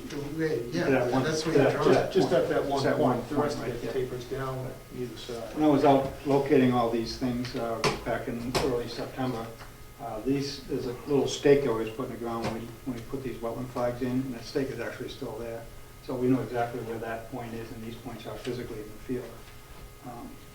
So we're gonna put a barrier there. We're gonna stop, and there's gonna be no earth movement on this side of that barrier. The barrier's gonna come right across the base of the slope. They're gonna have to do all their work from the top, work their way back from there. I guess we always have the right to have somebody look at it, so. Yeah, I understand that, but, you know, it's gonna be a very simple planting. It's not gonna be anything complicated, it's not gonna be wetlands vegetation, it's just gonna be erosion control vegetation and some shrubs that we'll plant in here to replicate the original condition. There's not a heavily wooded area there in the beginning. So we'll vote to continue until the 7th, and then if something comes up that you find that's too early. February 7th is the next hearing, right? Well, it's 1 or there's 2 another weeks. one in January. We meet January 17th, which is 2 weeks, and then we meet 3 weeks after that, which is February 7th. But we need some review time. Yes, yeah. Yeah, so So why don't we I- say the 7th, and we'll get this stuff done within a week or so. Well, if you get it to me sooner, because then I can forward them to Steve Sure, Cummings, that's fine. please. All right, so motion to continue until the 7th. Second. All in favor? Aye. Thank you. Thanks for coming in.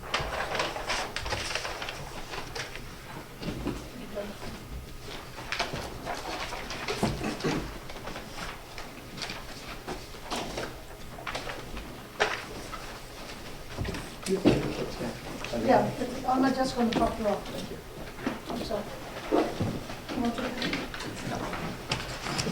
You sure? Some of your explanations. It's like, I can see it when you pointed it out, but I don't see it when you pointed it out.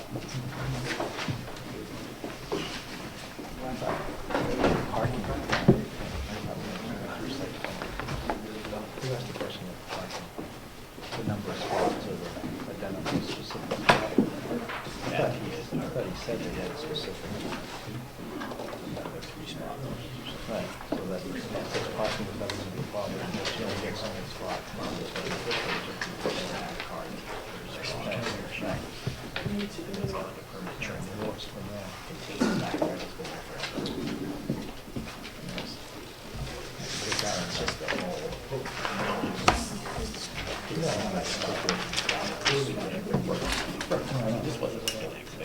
Yeah.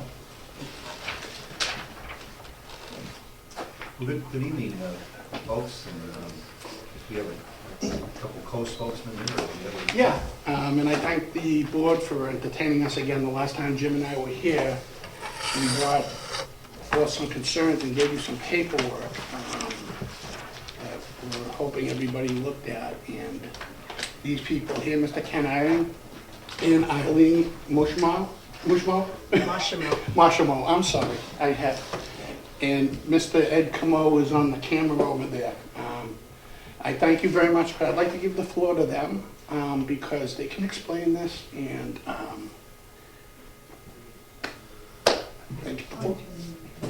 Just so we can keep a record of your name, the spelling of your name.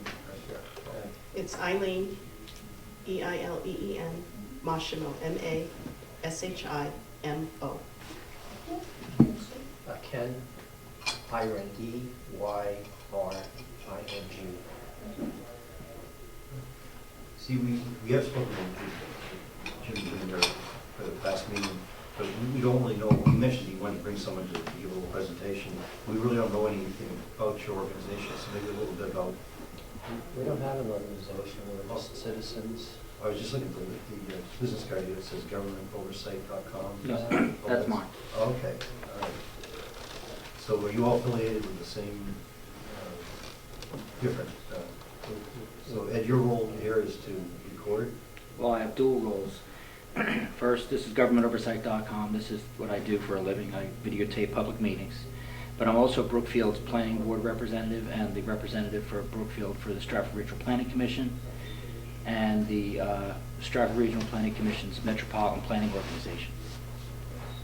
But I don't represent them, I'm here for myself. Very good. You guys want to- Mr. Versace. So you're not, I'm sorry, just so I'm clear, you're not from an organization, you're independent? We're just private citizens. Thank you.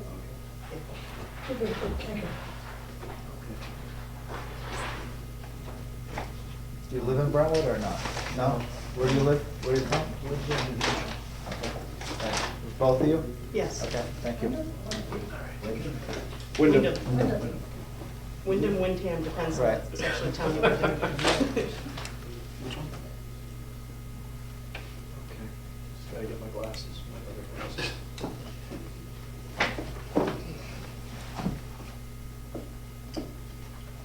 Okay, well, we first learned about this, the Granite State Future Program. Just so everybody can use. Sure. We first learned about the Granite State Future Program back in, I think it was March of this year. It was on our Board of Selectmen's agenda.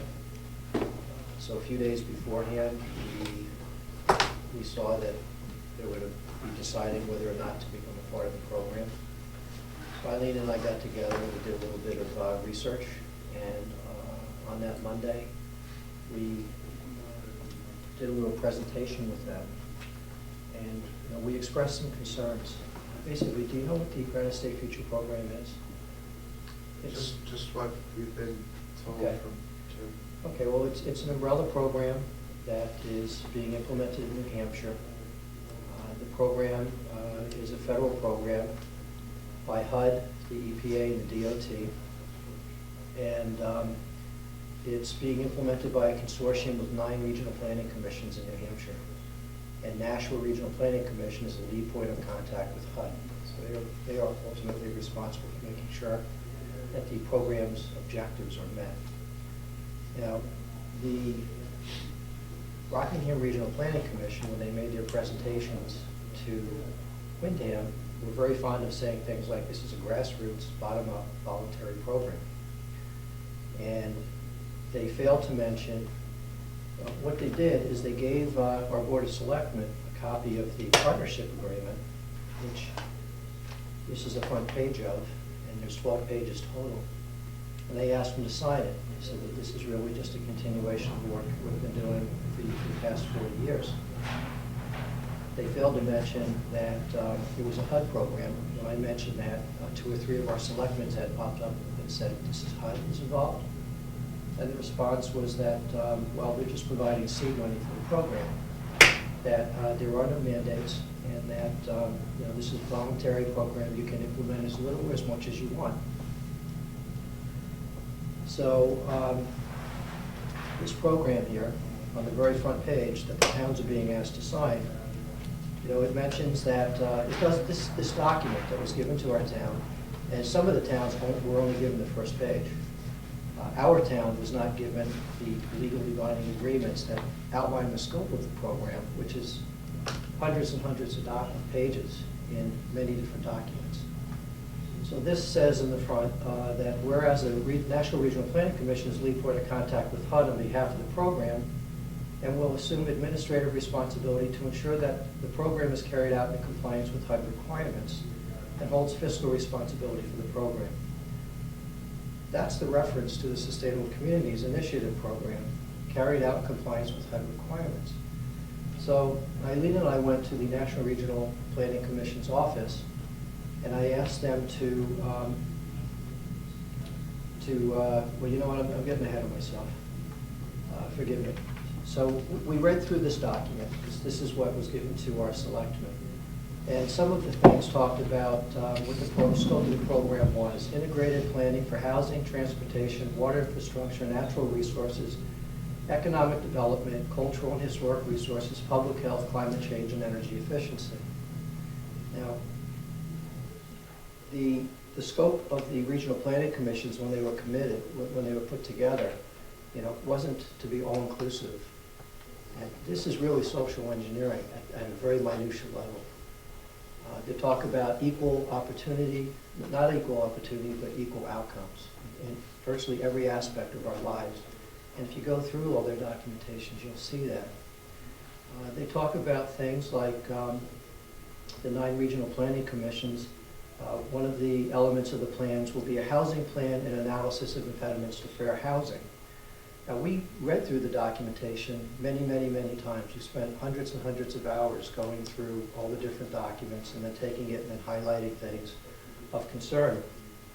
It talks about scenario planning, including metrics and performance monitoring to track and plan implementation progress. So some of the things that are mandatory outcomes of this program are reducing vehicle miles traveled. So you are committing as a region to reduce your vehicle miles traveled. Is a mandatory outcome of the program in their documentation. But don't come about what through public transportation or some kind of. Well, you've got Glenn over here. You could ask him how they plan on doing that. Well, I mean, to me, I'm just thinking out ahead here. It sounds like that's just a good plan that anybody, any wise community would want to implement. Well, I can't answer to that. I know that I like my car, that I like the flexibility of it. I'm not against mass transportation. I used to live on Long Island. I used to commute by the Long Island Railroad into New York.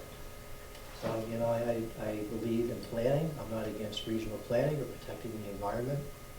But I am against a lot of the mandates and the goals of this program. They alarm me. I believe that the structure of this program usurps your control as local elected officials, and I can show that to you, you know, as we go on.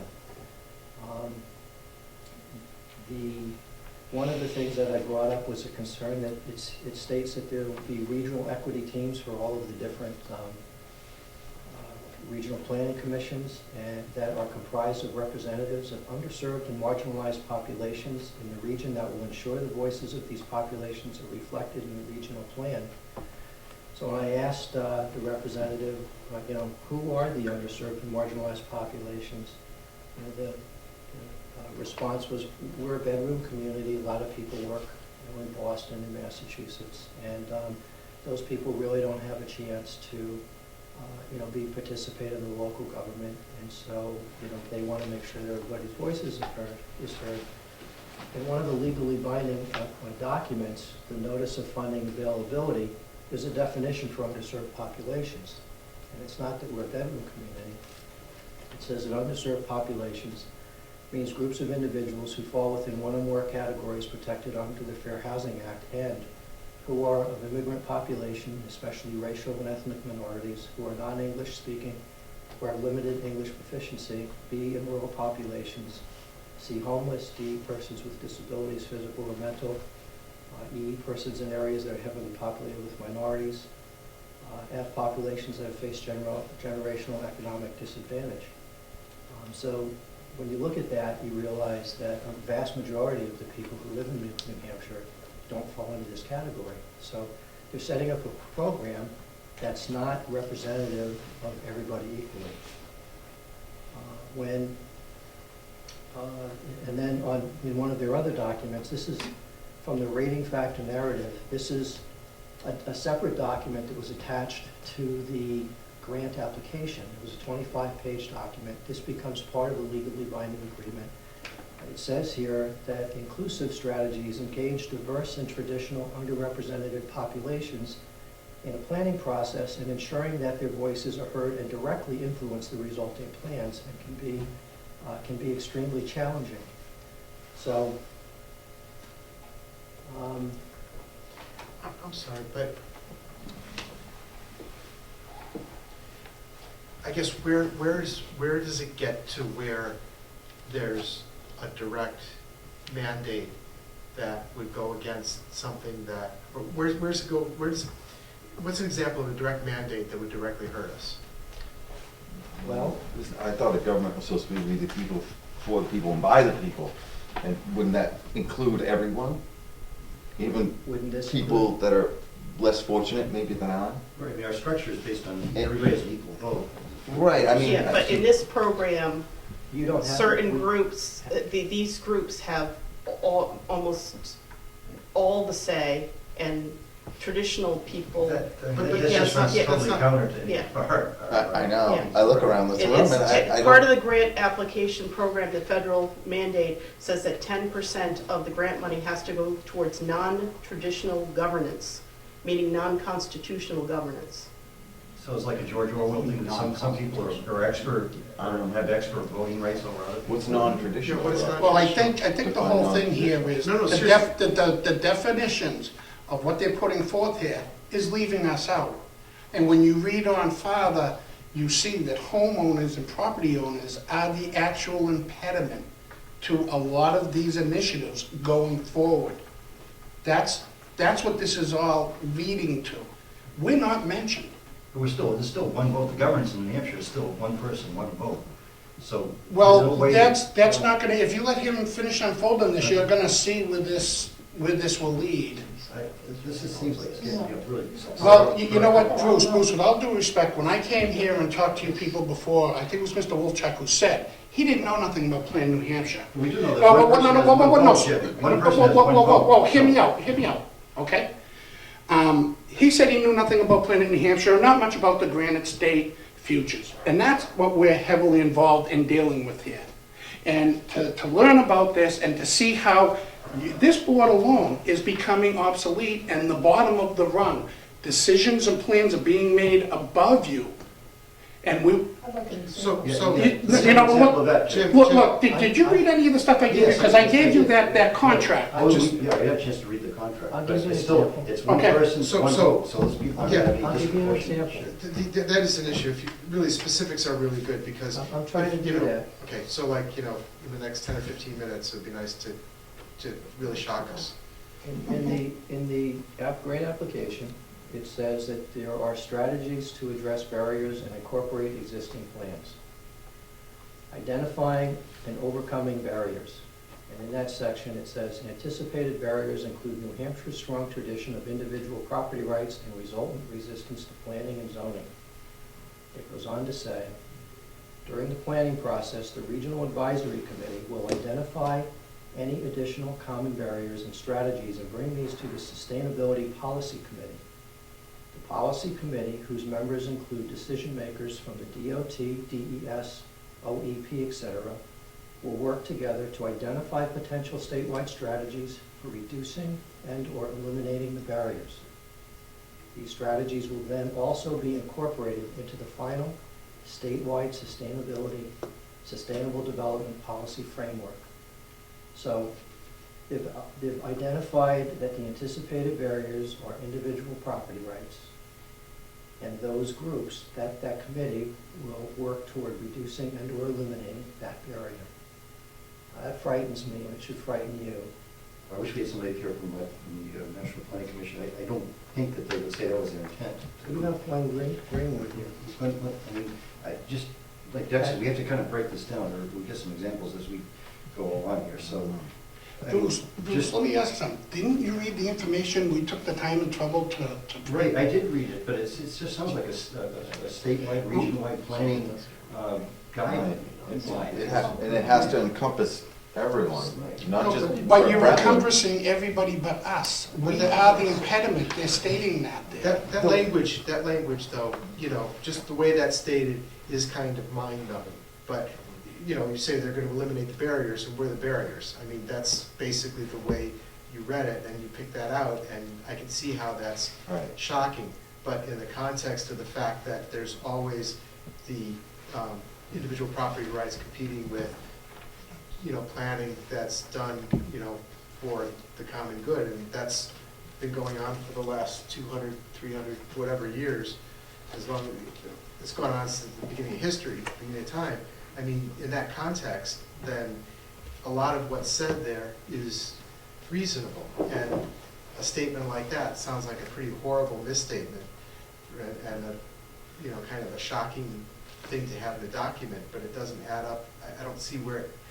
But Doug, I mean, we do have things like these studies come and they're the basis for legislation, and legislation like workforce housing, which did come down to us, which is do it or face the consequences. So I don't think it's completely unreasonable to think that these grants get done, studies get written, recommendations been made, and then policy gets done. And policy could override or influence what gets done at the local But I mean, level. that workforce housing example, that came through an enactment by our state legislature. I mean, our Which was probably based on a grant that did a study that Okay, recommended. but those were our elected representatives. It was us who Absolutely. made that choice. So it wasn't like somebody came in from federal government and forced that down our throat. That was Actually, sir, one of the partners in this program is the New Hampshire Housing Finance Authority, and they were tasked with the responsibility of creating a document called the Analysis of Impediments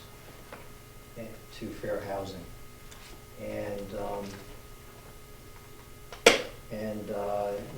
There are different things that would be considered an impediment for somebody to be able to come in and buy a home.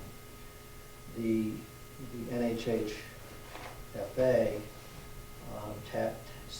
subcontracted that out, or tasked that to the New Hampshire Legal Authority, Legal Alliance, Legal Authority, NHLA.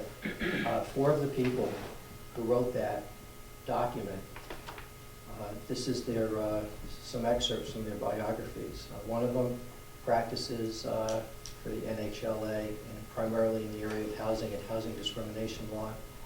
Another has represented low to moderate income persons and families on a variety of issues, including access to housing, evictions, housing discrimination. Another guy was the lead counsel on many groundbreaking appellate cases, including Britton versus Chester, a landmark affordable housing decision codified in RSA 674:58, the new workforce housing law. So these people were behind it. Okay, so These that's, people drove that. that's interesting. And these people are all part of this program. And I think that, Okay. the comment that Well, Rob made is I'd like appropriate. to talk about one of the partners in the Granite State Future Program. The documents state that they'll integrate the work of the Transportation Land Use Roundtable.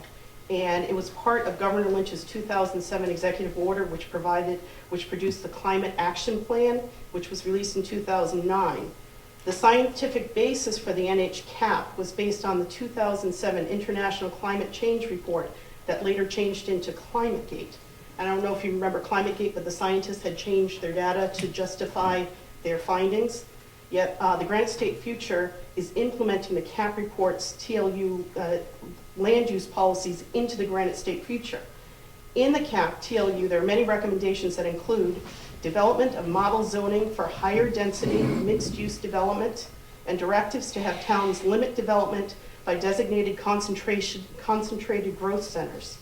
Those who choose to build outside those designated growth centers will be subject to more state agency permitting, regulations, and a greenhouse gas impact tax.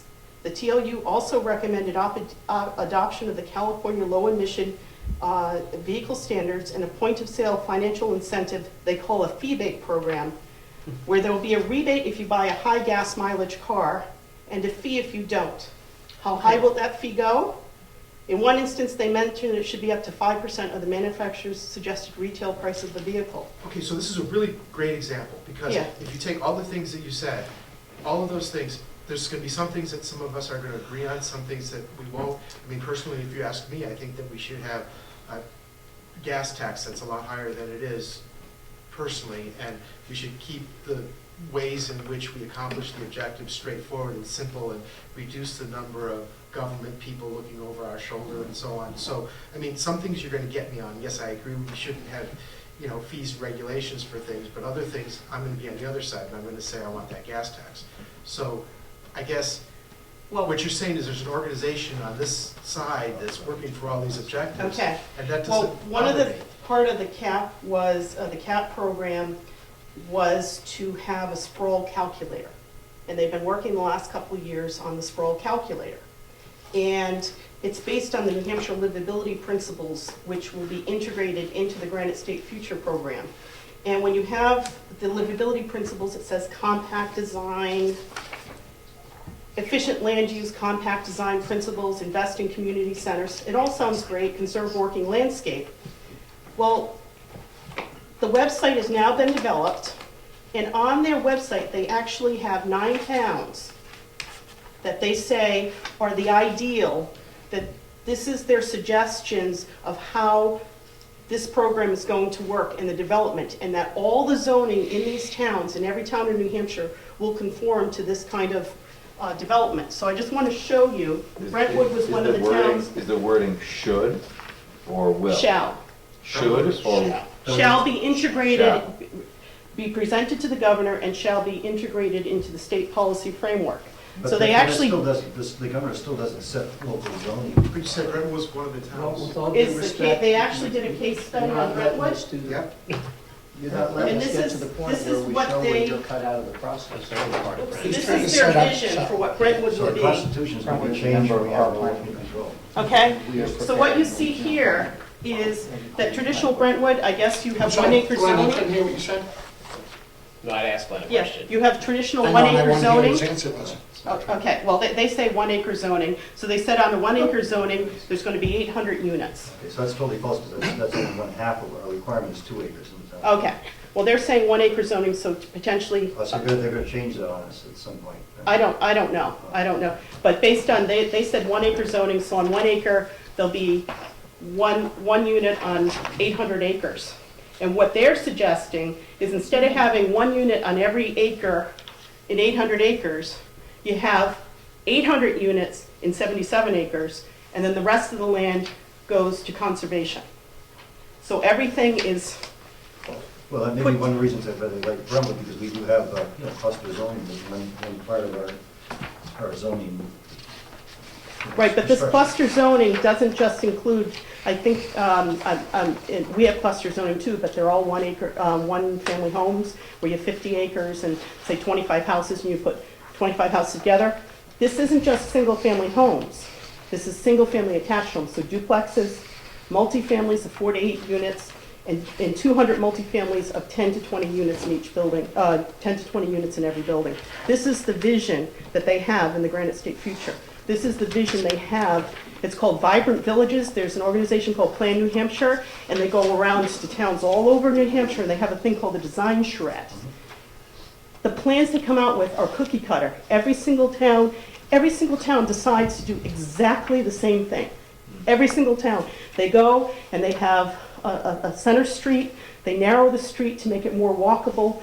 They relegate the parking to the back of the buildings. They have a tree every 10 feet. I mean, the plan is the same. Every single town they go into, they have retail on the bottom. They have apartments and mixed use. Mixed use means retail on the bottom, residential on the top. Put your schools there. Everybody walks. Everybody has bike paths. And all your commercial and all your people live in the center of town. And they put regulations to prevent building outside of that town center. And that's what the Granite And State what's the Future problem is. with that?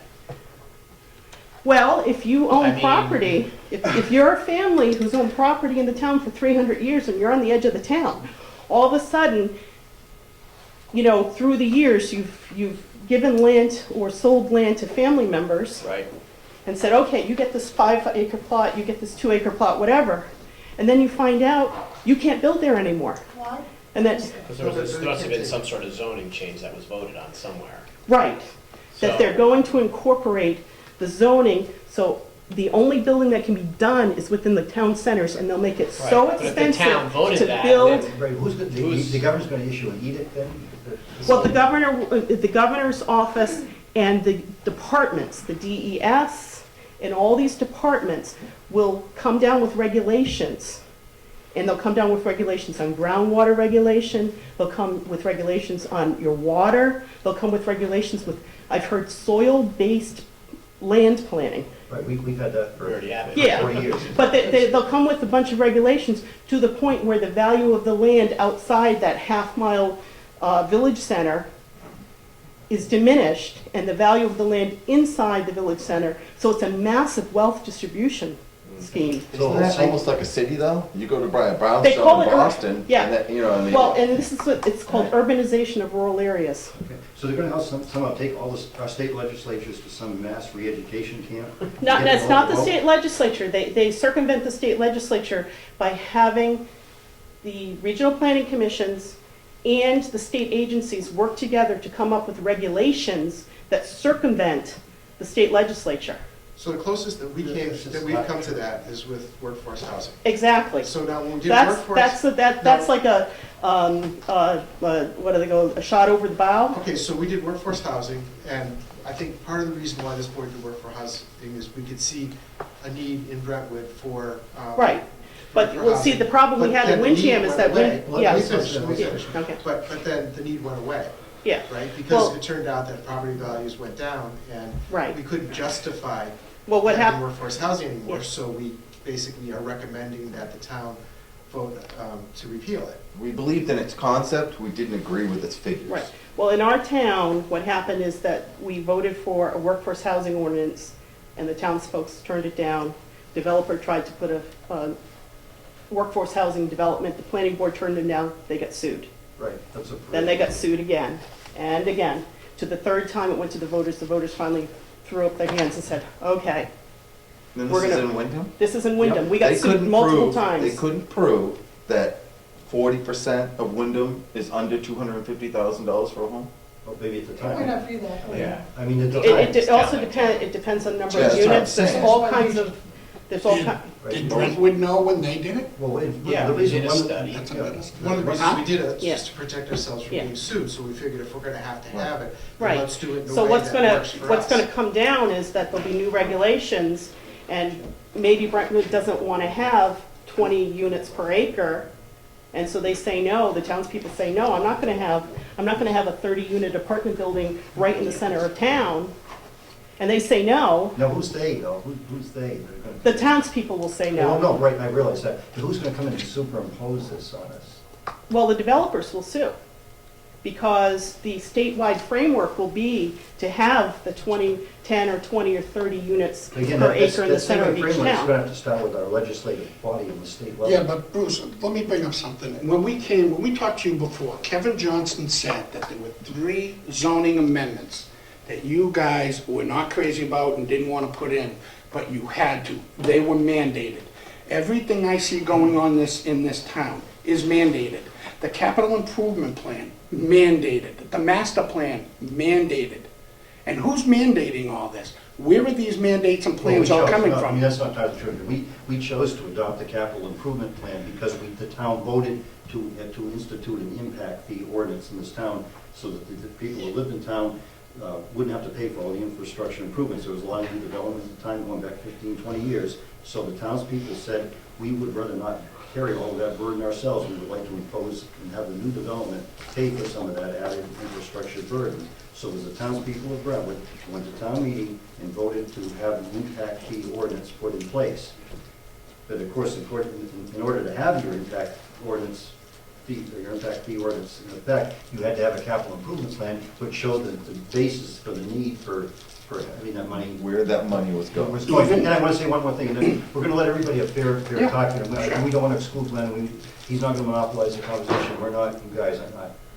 But it's not entirely true that we felt that the workforce housing ordinance was forced down our throat. I mean, a number of us on the board. I didn't say that. I said there were 3 amendments Well, that you guys were not crazy about Well, and didn't want. that was Kevin made that statement himself, but myself, John Kennedy, Kathy, people who have children, early 20s, that are graduating from high school, going to college, not going to college, whatever.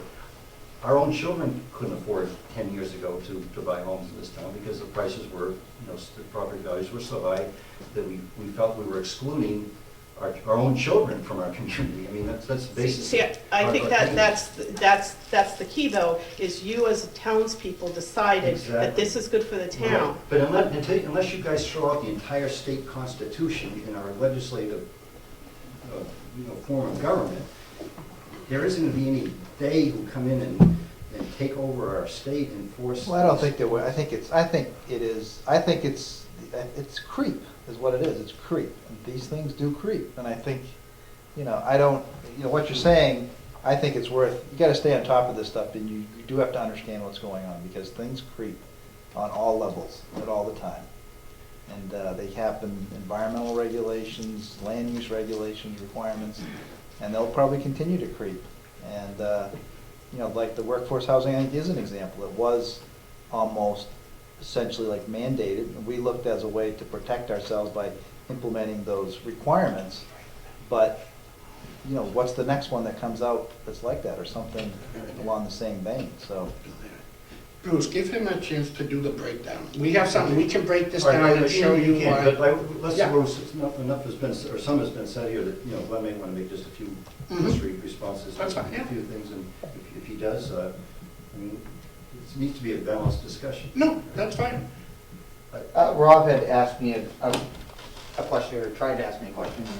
I really didn't hear what your question No, was. so my question is, what is Brentwood's relationship to the Granite State future, and maybe also, why are you guys here? What's the goal of coming here? Are you trying to get us to not sign something that's coming to us? Are you trying to get us to fire Glenn in the Rockingham Planning Commission? I mean, what, is it purely informational, or is there an action that you're looking for? Well, we're in the hopes of Plan New Hampshire, that we sit and take a closer look at this before we put, I know it's. So it's all about the Plan New Hampshire Well, to it's part of it, design but our they're town center. they're all intertwined though, Rob, that's the point. Okay, and I read that in a lot of your stuff, and I agree, there are parts of it that do seem very concerning, but, so I don't mean to take your time, Glenn, sorry. I'm willing to answer any questions. The Granite State future from the Rockingham Planning Commission's perspective is a way for us to prepare our state mandated regional plan. Our state mandated regional plan is an advisory document that we prepare on behalf of our member communities. It's completely advisory. Membership in our commission is completely voluntary. You don't have to be a member of the Rockingham Planning Commission. There are presently 2 communities in our region that aren't members of our commission. We're going to prepare a regional plan. We have been required to do so since 1969. You know, that was, the requirement came, however, the requirement came down here to the local planning commission. I mean, this was a legislatively mandated. Yeah, it was done through state law. It mirrored the fact that regional planning commissions in, you know, the other states. New Hampshire never really trailblazes from things. They generally follow what goes on in other states. Some of that's a function of the fact that, you know, we weren't a very populated state 50 years ago. So the federal government didn't come in and mandate, but through action of the state No, legislature. we're completely regulated by state RSA.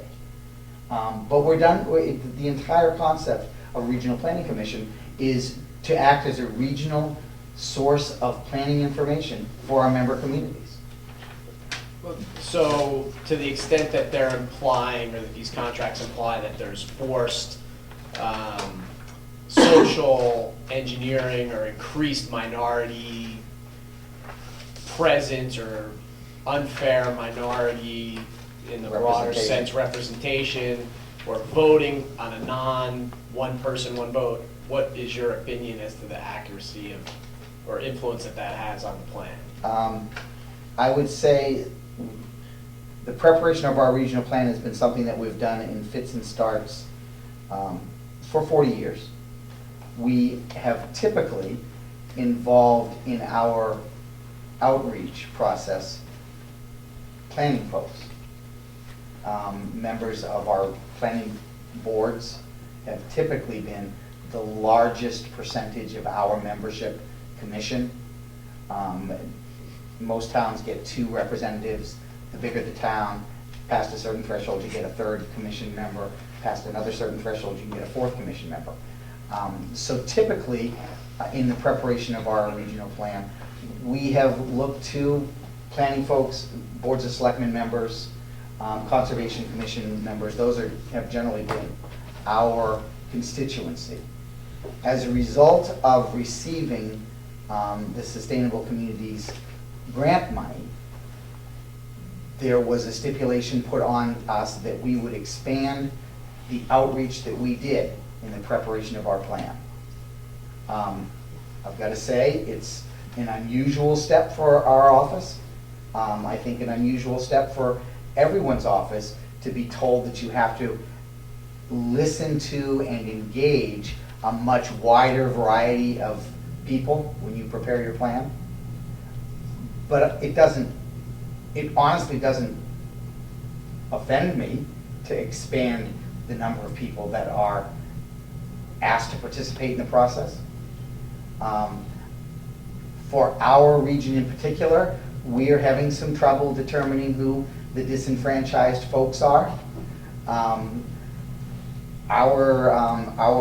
We don't call it an equity team, but our regional advisory committee has members on it that have representation from the community arts sector. We've never heard from them before. We've asked the public outreach person for the Rockingham County Community Action Program to participate because they deal with lower economic status individuals through their programs that we never have any contact with. So we want to include them. We're reaching out to high schools.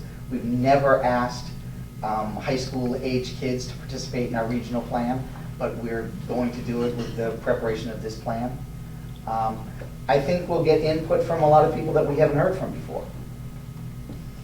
In the end result, our regional plan is still adopted solely by our Board of Commissioners, the same folks that have always adopted our regional plan elements. Can we talk just a little bit about the proposed regional plan? I mean, is it transportation? What are the Yeah, our regional plan will have components that deal with transportation, economic development, housing, energy, which is not an issue that we've dealt with before. What else is that? Natural resources. So it's the statutorily we're required to do a land use element, a future land use element, and a vision section, I guess, mirroring the requirements for a local master plan. But we're, you know, when you look at your own local master plan, those three areas don't cover what you want to discuss, so you expand and talk about many more subject areas. But in the end, it's still adopted by our commissioners, of which Brentwood has always had membership. They've always been a participating community in our regional planning commission, and it is, and this is what I just probably the most irksome issue for me when I hear people complain about our regional plan is it's completely advisory. There is not a mandated element in our regional plan for the communities. We have mandated elements that we have to prepare. We statutorily have to prepare a regional housing element that talks about the breakdown of the kinds of housing that occur in our region, and so we do that. You know, one thing that's interesting is you're talking about even going to high schools, as an example. Right. And there's been interesting things about demographics in the news. Just the idea that you look at people who are younger, people who are maybe in their 20s who've gotten out of college and can't find good jobs, and with the economy the way it is, it seems like they talk about how there's a generation that's less interested in owning a house, less interested in owning cars, more interested in the connections that they've maintained with all the people that they can keep in touch with social media. And as those things change, the livability issues from that perspective are a lot different than the livability issues from my perspective, for example, in terms of what I want. It's interesting that there's a purpose to including some of those viewpoints in a plan. I'm certainly not at all opposed to it, but I got to tell you, it's a completely different perspective than what we really used for our paradigm before this point. So, you know, It's both a sides more here. diverse section of. But he never answered the social engineering part of that. Well, if you could divide the scope of that, you know, Well, you asked us the social engineering, he never answered that part of the questions. I asked I think what I asked was, is there more of a different balance of voting or representation by minorities and things like that? And I think he did answer that they've reached out to more people, but that it's the commissioners who are elected by the towns, I think, or Appointed by the towns that approve or disapprove the plan itself. So, I mean, I think that answered my question. You were somehow, it seemed it was implied that there were gonna be these other people voting, but yet it's gonna be our town's commissioners, so. You're misunderstanding some of the things that we're trying to say. Okay. See, everything is social engineering though, because when they built all the expressways, you know, in the Eisenhower era, I mean, there was an extreme amount of social engineering bias towards subsidizing automobiles. And, I mean, I'd like to just take a few minutes.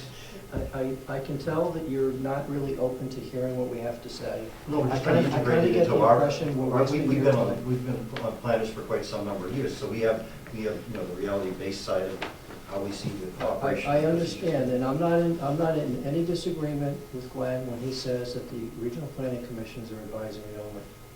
No argument there, none.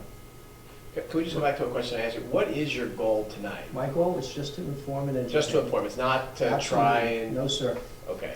You are the elected representatives of this town, and you need to do what's in the best interest of this town. And I know from other presentations of other towns that the regional planning commissions have not presented the complete scope of what this program is. It's literally thousands of pages to define what this program is when you get into all of the different legally binding documents and then all the different studies and committees and reports that are going to be incorporated into the final plan. And that's not presented to you. And we could spend a week presenting that to you, and I know we don't have that much So time. when you might give time, this would be just interesting just to hear what your thoughts are and what role do you think regional planning commissions, aside from this particular grant program here, what role do you feel that the regional planning commission's role is? What can they contribute to the state, or do you think they should be abolished? This is, with all due respect, this is not the point that we're trying to make. I'm not saying that regional planning commissions should be disbanded, and I'm not saying that they don't have a role. What I'm trying to say, and I'm trying to show you, but with all due respect, you're not letting me get here, is that the way that this program has been set up, the structure of this program is to bypass you, local and state elected officials. But see, you guys are saying totally different things. Glenn's saying that all this information comes to the commission, and that commission will vote to to make it part of their regional plan, Yep. certain aspects of the Yep. information they collect. Yeah? So Mr. Johnson, do you have that document you can pass out to the board members? So they are voting. In his hand? When you say that we don't get a vote on it, Glenn's made it clear how the commission mechanically If you let works. him explain this, it'll make it so much clearer. No, sir. Hold on a second. It's not this one.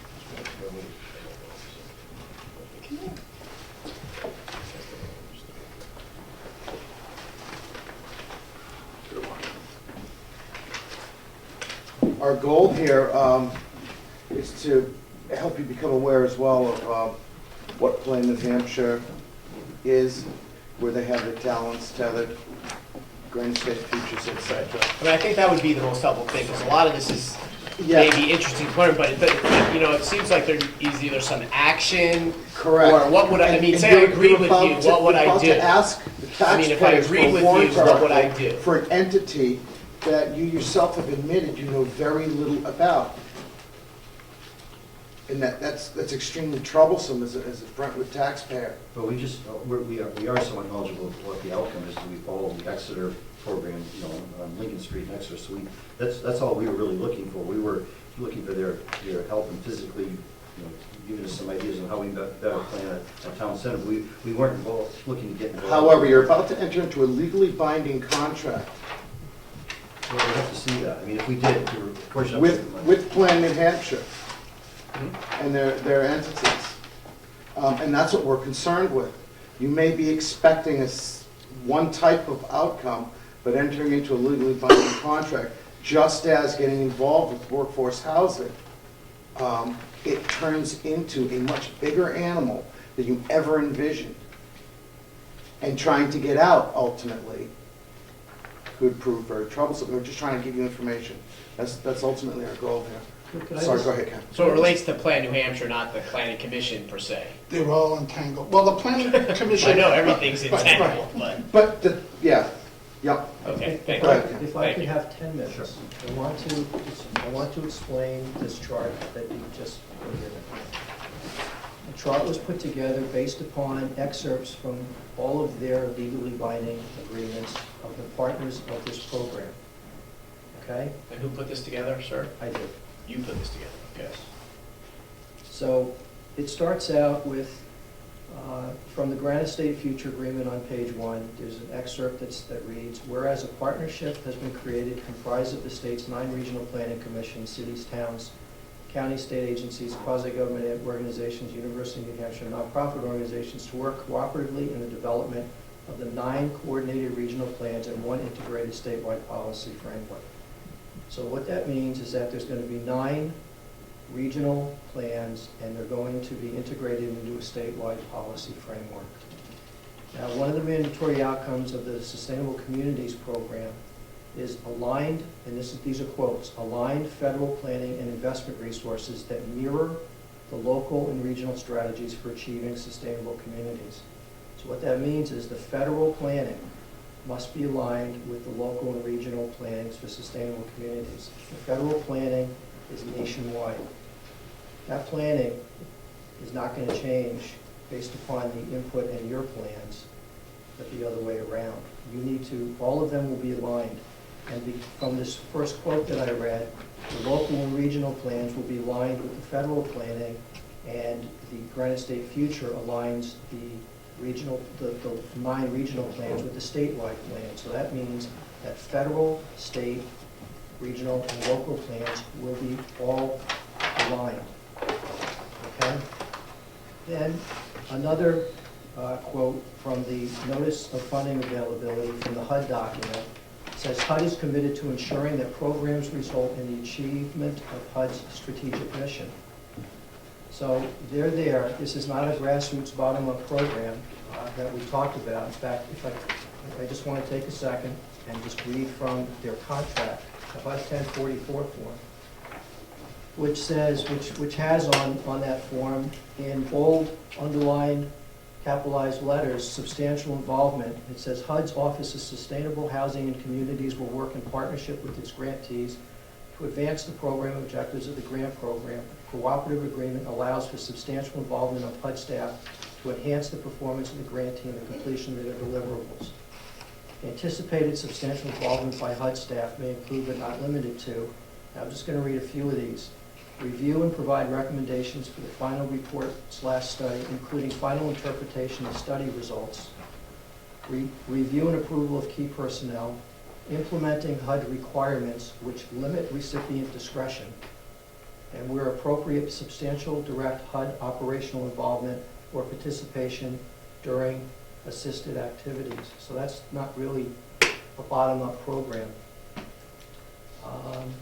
So now there's another quote that I'm going to read that comes from the HUD Terms and Conditions document, page 18, and I can send you all of this if you would like. This quote says, the cooperative agreement allows for substantial involvement of HUD staff to enhance the performance of the grantee and the completion of deliverables. So that puts HUD on top of the statewide policy framework. The RPCs are comprised of hired bureaucrats, appointed representatives from each member town. But the RPCs operate one level removed from your local elected government. Okay, so that's one level up. We're building this graph here. But there's another quote that says this is from the grant application narrative, page 25 and 27. It says each of the regional planning commissions will integrate its regional plan for sustainable development into other federal and state-funded initiatives, as well as integrate the work of these other programs into the RPSD, which is the Regional Plan for Sustainable Development. So the federal and the state agency partners are going to cross-integrate their policies into the statewide plan and vice versa, the statewide plan back into their policies. And the statewide plan, you have to remember, is aligned with will be aligned with all of the regional plans. There are special interest groups that are part of this as well. They're partners, they're paid-to-play partners. They've donated or contributed close to $1 million, somewhere around $1 million to be part of this process. So there's another quote that's very similar to the one I just read, but it includes the statewide agencies and organizations commit to participating in the cooperative effort and cross-integrating their policies as well. So that opens up the door for the pay-to-play players to also have a bi-directional flow of their interests and their concerns for statewide policy to go right into that and then cross-integrate it back into their policies. The provisions bypass, those provisions alone bypass our local and state elected representatives. They empower direct input from federal agencies, special interest groups, and the RPCs into statewide policy. They're violations of our Constitution. Article 2 is natural rights, Article 7 is state sovereignty, and Article 9 is accountability of magistrates and officers and the public's right to know. And if you read them, after I go through all of this, you'll hopefully, there'll be a clear picture. The structure of the program was designed by a group called the TLU Roundtable. Now, this group met in private. There are no meeting minutes. It was an ad hoc committee. And they put together this structure. And the structure is being implemented by the Statewide Policy Committee. It says here the Statewide Policy Committee comprised of numerous state agencies and nonprofit representatives. Those are pay-to-play groups. As listed in Section C below, will incorporate the work of the Transportation Land Use Roundtable and recommend consistent statewide policy framework to the Executive Committee.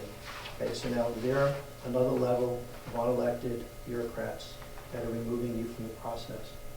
The Executive Committee is empowered with overall decision-making authority. Overall decision-making authority. The quote from the Granite State Future Agreement, page 4 of 12, says the Executive Committee, comprised of the 9 Regional Planning Committee Executive Directors, will serve as the overall decision-making body to allocate resources, set goals, guide program alignment between regions, monitor progress, establish common methodologies, ensure overall coordination efficiencies, and resolve differences. They're the final word. So even if you have your appointed members on the board looking out for the interests of your town, it has to percolate up through the Statewide Policy Committee, through the Executive Committee, up to the Statewide Policy Committee. They have to be aligned with the federal planning, and it has to percolate back down because everything has to be aligned. So if your goals are not in alignment with any of those other things I just mentioned, then they're going to be filtered out because the Executive Committee has the overall decision-making responsibility to guide program alignment between the regions. That's their words, not mine. You can take them as they're read, or you can say that they're not written properly, or that that's not the intent. But that's how it's written, and they're empowered to do that, whether or not they exercise that power. So moving on, it says each participating towns. So each of these participating towns, down below, they have their their appointed representatives to their respective RPC, whether or not the agreement is signed. So towns are enticed to sign the agreement so they can have a seat at the table. You're not guaranteed that your representatives are going to be on any committee. Even if they are, that voice is going to be diluted because there's other members on the committee. And as I said before, any input that they give that's not in alignment with the federal plans will be filtered out as it goes up the chain and then back down.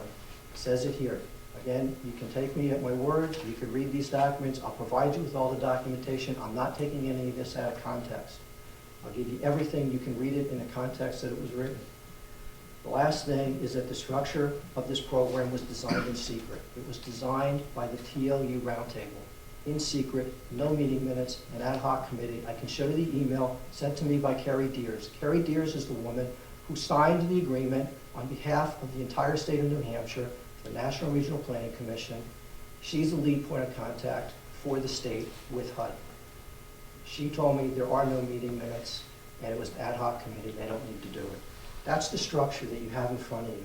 That's what they're working with, okay? There's nothing in here.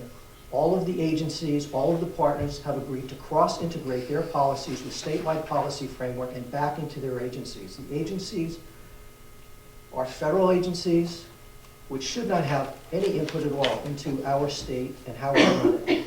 They do, through this thing. This completely bypasses our legislature. There are committees and commissions that have been put into place by the government by executive order. One of those commissions is the Water Sustainability Committee. that was put into place a year ago on Earth Day. They waited 14 or 15 months, and then they asked for public input. They didn't provide anything for the public to provide input on. They just said, you know, what are your thoughts about oil in the state? Well, we went and we looked at some of their meeting minutes, and they had comments from their meeting minutes, and these are excerpts, and I'll send you everything. I don't want you to take me at my word. Water laws and rights. These are all quotes. Ensuring equitable allocation and access for social and ecological demand was discussed because it was part of sustainability. A need to develop a collective sense of accountability for a resource so that people comprehend that sustainability can only be achieved with all working together. Need to view water as a whole entity rather than whether it comes from a public system or a private well. Another suggestion was the need for a hard look at water rights and water laws in New Hampshire related to groundwater and access to water. These people want to assume control of your well water. You could read it a lot of ways, because what you read, I'm not against. No, we had Would you please give me about 5 minutes? Sure. Just so I can go through this and then. Okay. Now, I'm out of here at 9:45. I got 5 minutes left in me. I sent an email to the New Hampshire House of Representatives, and I got a reply back from Representative Judith Spang. And part of her response was that the deeper you look into this water issue, the more you realize that you can't say it's my well, so it's my water, the way you say it's my private land. Now, she's not on the Water Sustainability Commission. She's the chair of the Legislative Groundwater Committee. So she's a heavy when it comes to water rights and water laws in our state. She went on to say to me in the Groundwater Committee doesn't exist anymore. She went on to say to me that it has no power, that the Water Sustainability Commission has no power whatsoever. The public and we legislators can just ignore their findings and recommendations, although there is much good, although vague stuff in there. She went on to say that we also need to be concerned about how the World Court would rule if there were any issues with an international company. So when I go and I look at the narrative on page 23, it says under the Department of Environmental Services, DES shall, that means must, integrate their recent efforts into the RPSD, including the Governor's Water Sustainability Commission. This is going to become part of policy for the state. And towns that sign on to this are embracing this. You guys should be fighting this. You guys should be saying that these people and everything that they're doing is usurping your power. Because in the end, if you look at that chart, and your voice isn't there, you're separated by layers of unelected bureaucrats. And there are mandated outcomes to this, and they are guided by the federal mandates, and they are coming from HUD. It's the federal government dictating what our state government and our local government and regional governance is doing. So I could go on, but you know, I've made some points. I get the impression you've made up your minds, and what I have to say, you know, you probably think I'm wearing a tinfoil hat. I've spent a lot of time on this. I'm here only because I'm concerned about the constitutional rights about people who live in our state. I respect your positions as elected officials. You have to make the right decision that you feel is best for Brentwood. But you're not getting the whole story. You're not. And we've spent over 1,000 hours on this. And we're looking at the tip of the iceberg. So I know, with all due respect, you can't possibly have a clue as to what is going on here, because we only have a small snapshot of what's going on.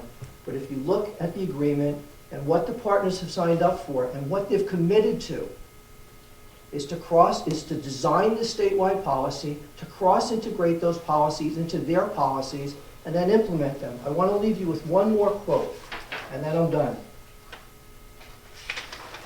Again, this is from the legally binding documentation. It says the EC, which is the Executive Committee, will seek endorsement of the plan by the New Hampshire Council on Resources and Development, predominantly comprised of New Hampshire Sustainable Communities Initiative State Agency Partners. It's a stacked committee. They're going to go to them, and that will help ensure that state agencies institutionalize their word, institutionalize the plan, and that sources of funding align with the plan. Tell me they're not going to implement this, and they have that this is just advisory only. Can I ask, just, I really appreciate it in a lot of ways. I think it's really important for us to hear what you're saying, like what Bob said about things creeping, you know.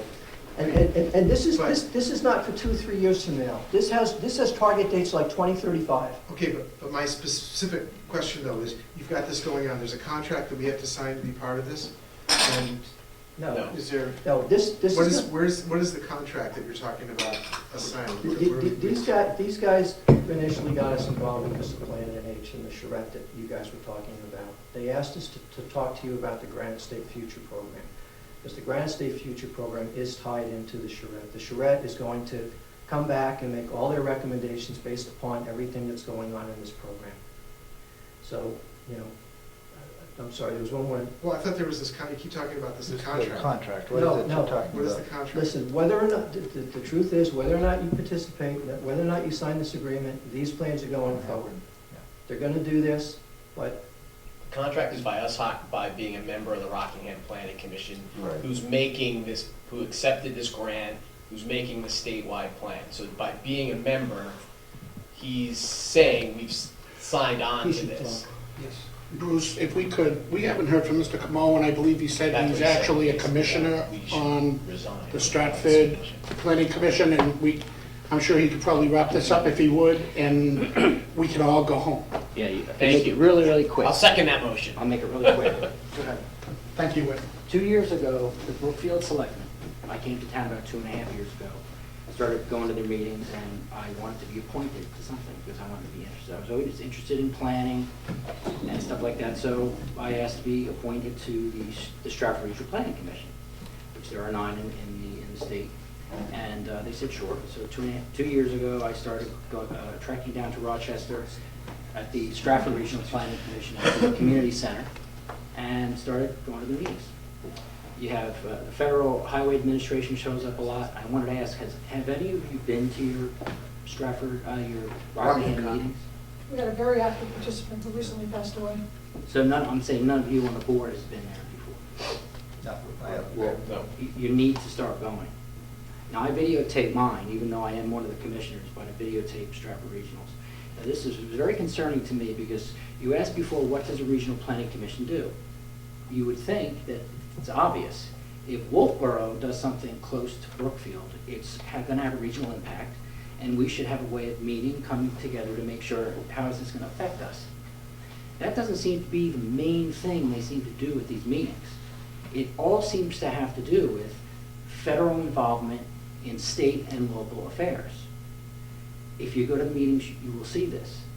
Now, Brookfield we were concerned about this, and I wanted to know from the executive director of the Stratford Regional Planning Commission, I wanted to ask her, Cynthia Copeland, you know, what regional impact will this have on Brookfield if we do not sign on to this?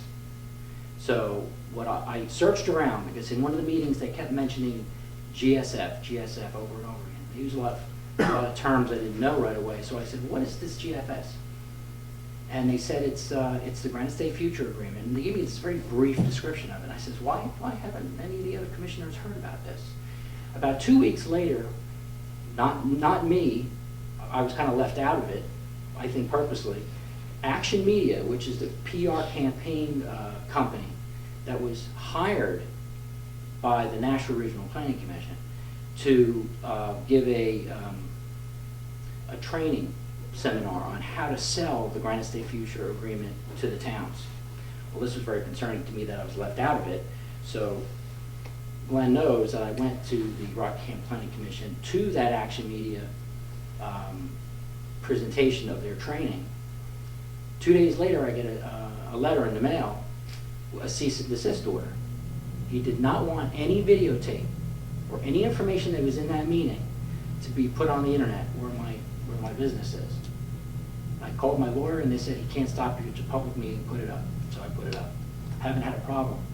But the disingenuous nature of how this is being sold really bothered me. So what I did is I searched on the internet.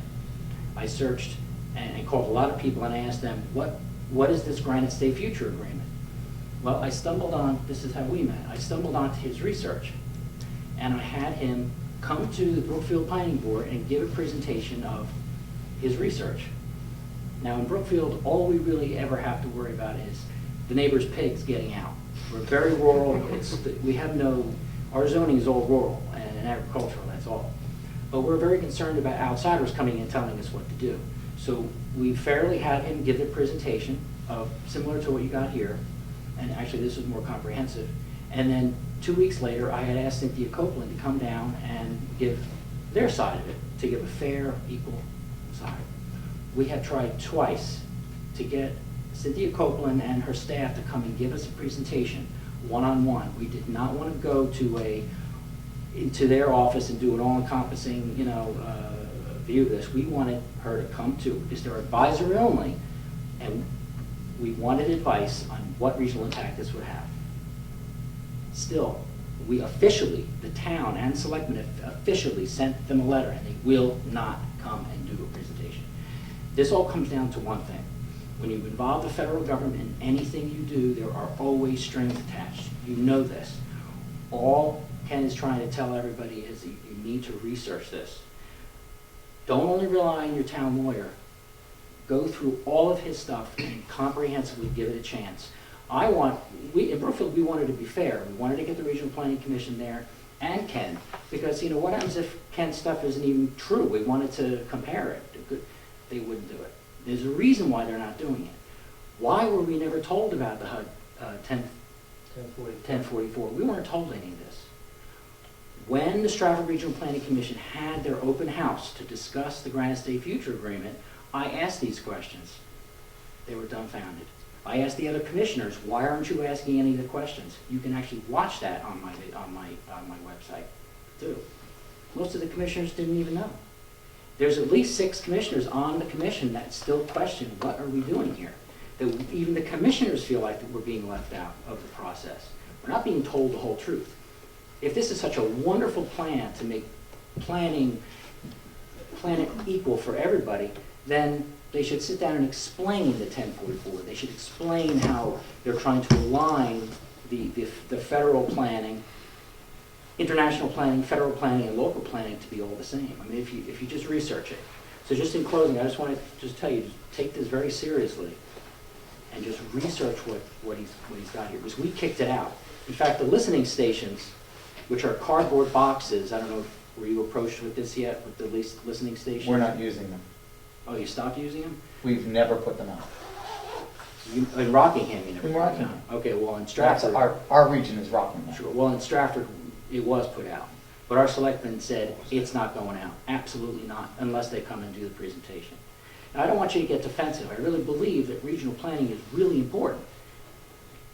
It is important. Yes, it is. Yes, but having the feds come in and you disingenuously not explain the whole program, there's a problem with that. So all I'm saying is research it and make sure you research it before you go forward, because Brookfield is not letting it in. And it's spreading to other towns around us too, because when you hear all the information, you're going to reject it. So you're saying Brookfield no longer is part of the Planning Commission? 2 years ago, when I was appointed, we were a member. But as they started having more involvement with the staff and the Regional Planning Commission, they said, why are we paying any money to do this? So you're no longer a We are member, no that's longer what a I'm member. asking. Okay, thank you. So there's no, but you have to have somebody there to vote. Even though you're not a member, you should still have somebody there. So your premise still is that the regional planning commissions are going to have a role, obviously, in the statewide initiative, the statewide contract that's the national spearhead. All the county planning commissions will have a role, a seat at the table. Correct. It's going to affect Brookfield. So, Even if we but are not you're saying members. they have no say to those people, those representatives to those county-wide boards won't have any determination of the final composition of the final. No, that's already been determined. if you read through this, you'll notice that it's determined already. Smart growth principles and other items like that that have been sifted down from the feds have got into our planning documents. So if you had this exact same structure without any federal participation, I get the sense you'd feel a lot better about this. I would feel better if the people in each town chose, I'm telling you, that the people in this town, if they read all this documentation, they would tell you, do not let this in the town. They wouldn't. So, Thanks for your time. that's Appreciate it. it. Try to be as, this. You want to do the minute? Yes. Just one more question, Glenn, is there anything here tonight that was said that is just outright not true, or just, it was presented here? I mean, There's a lot of things that I would completely disagree with, yes, Jim. that you And I'd would be happy to talk- I would be be happy to talk with you about it. There's disagreement and what's factually incorrect, which is it? There's interpretations on the way Mr. Eyring reads those phrases from the way I read those phrases. And I'm happy to discuss that with you. Okay, because, as I said, we're very concerned. That's why we came to you people. Thank We you. appreciate your time tonight. And Ken, Eileen, Ed, thank you very much. Thank you. I just want to say, Jim, I'm personally disappointed, in you in the sense that when I called you a few weeks ago, and, after spending some time in my house and some time here, when I offered to say to you guys, you're appointing our Rockingham Planning Commission commissioners.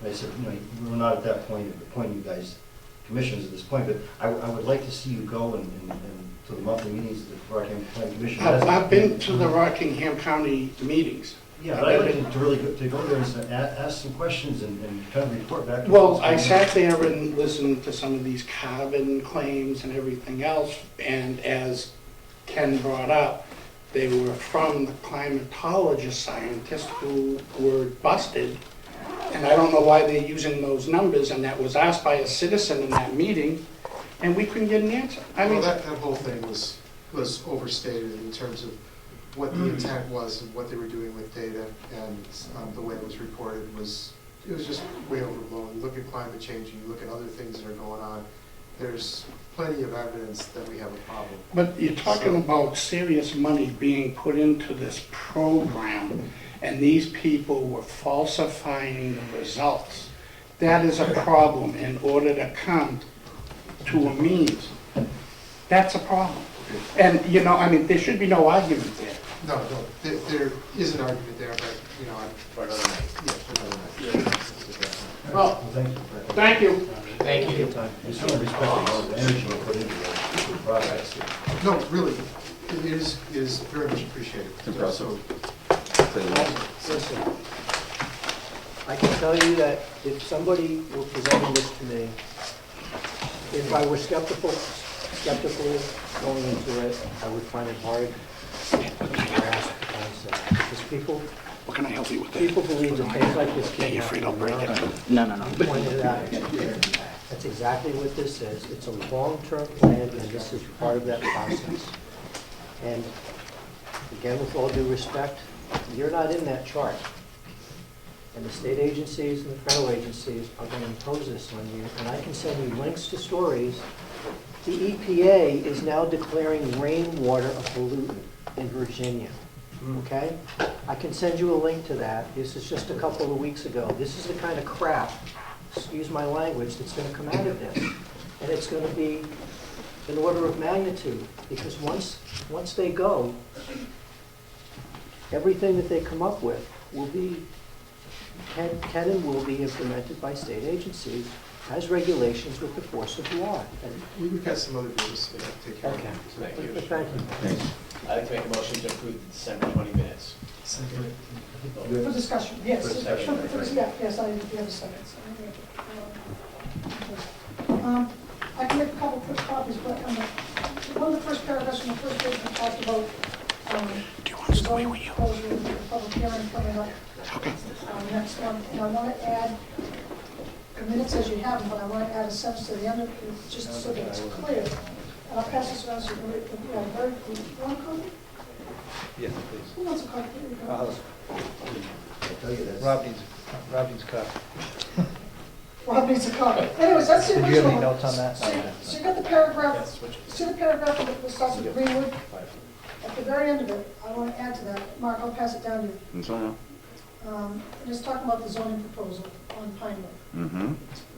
So that it's clear what our intent is. And Doug and I talked about this. I'd like to add to it, and Doug's recommendation, I agree. It was a consensus of the board that there didn't appear to be a adequate option that would have included other properties in the rezoning. Members considered the area as a whole, including surrounding properties. Sounds good to me. Want to read that, Bob? Anybody want to? Oh, if you it's in changed it, sorry, it's I in was bold. looking for here. No, it's not in there. I gave you the No. original. That's the Am I proposed. missing it? That's the It wasn't here, so I proposed. don't have any I comment. did. It doesn't fit anywhere. Right, and it certainly makes it clear. You want Okay, to, you that's don't fine. agree. No, I agree. So that's okay? I listened intently. Thank you. You always do. And then on the discussion, let me look at this. Oh, was the one with, is it Trendezza? Yes, the Trendezza. We gave a conditional approval last meeting to the site plan, the workforce housing site plan. The list of contingencies.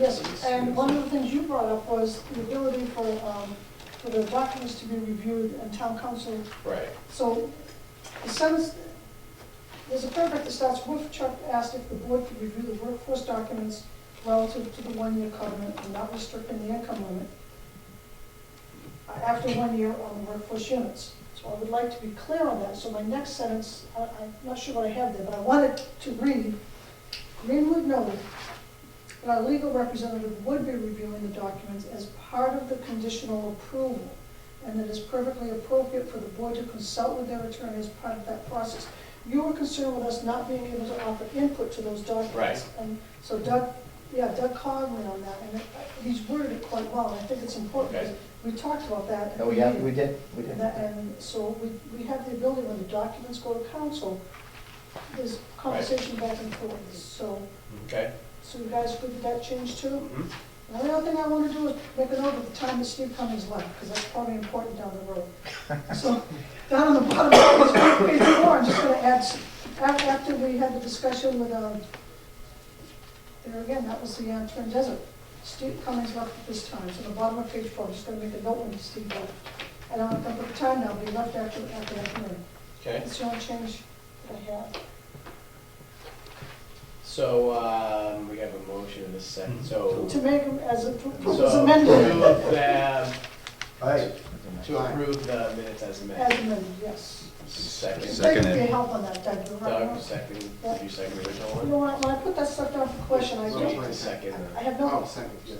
I have no problem with you guys, calling me and saying, I think it was said like that, because I rely on that, so I appreciate you helping me out with that. Thank you. Thank you. So, we're all good on that? Yes. I abstain. Yes, I know. Alright. Motion to adjourn. I think. Second. Second. Yes. No, I'm not, thank you. But it's possible.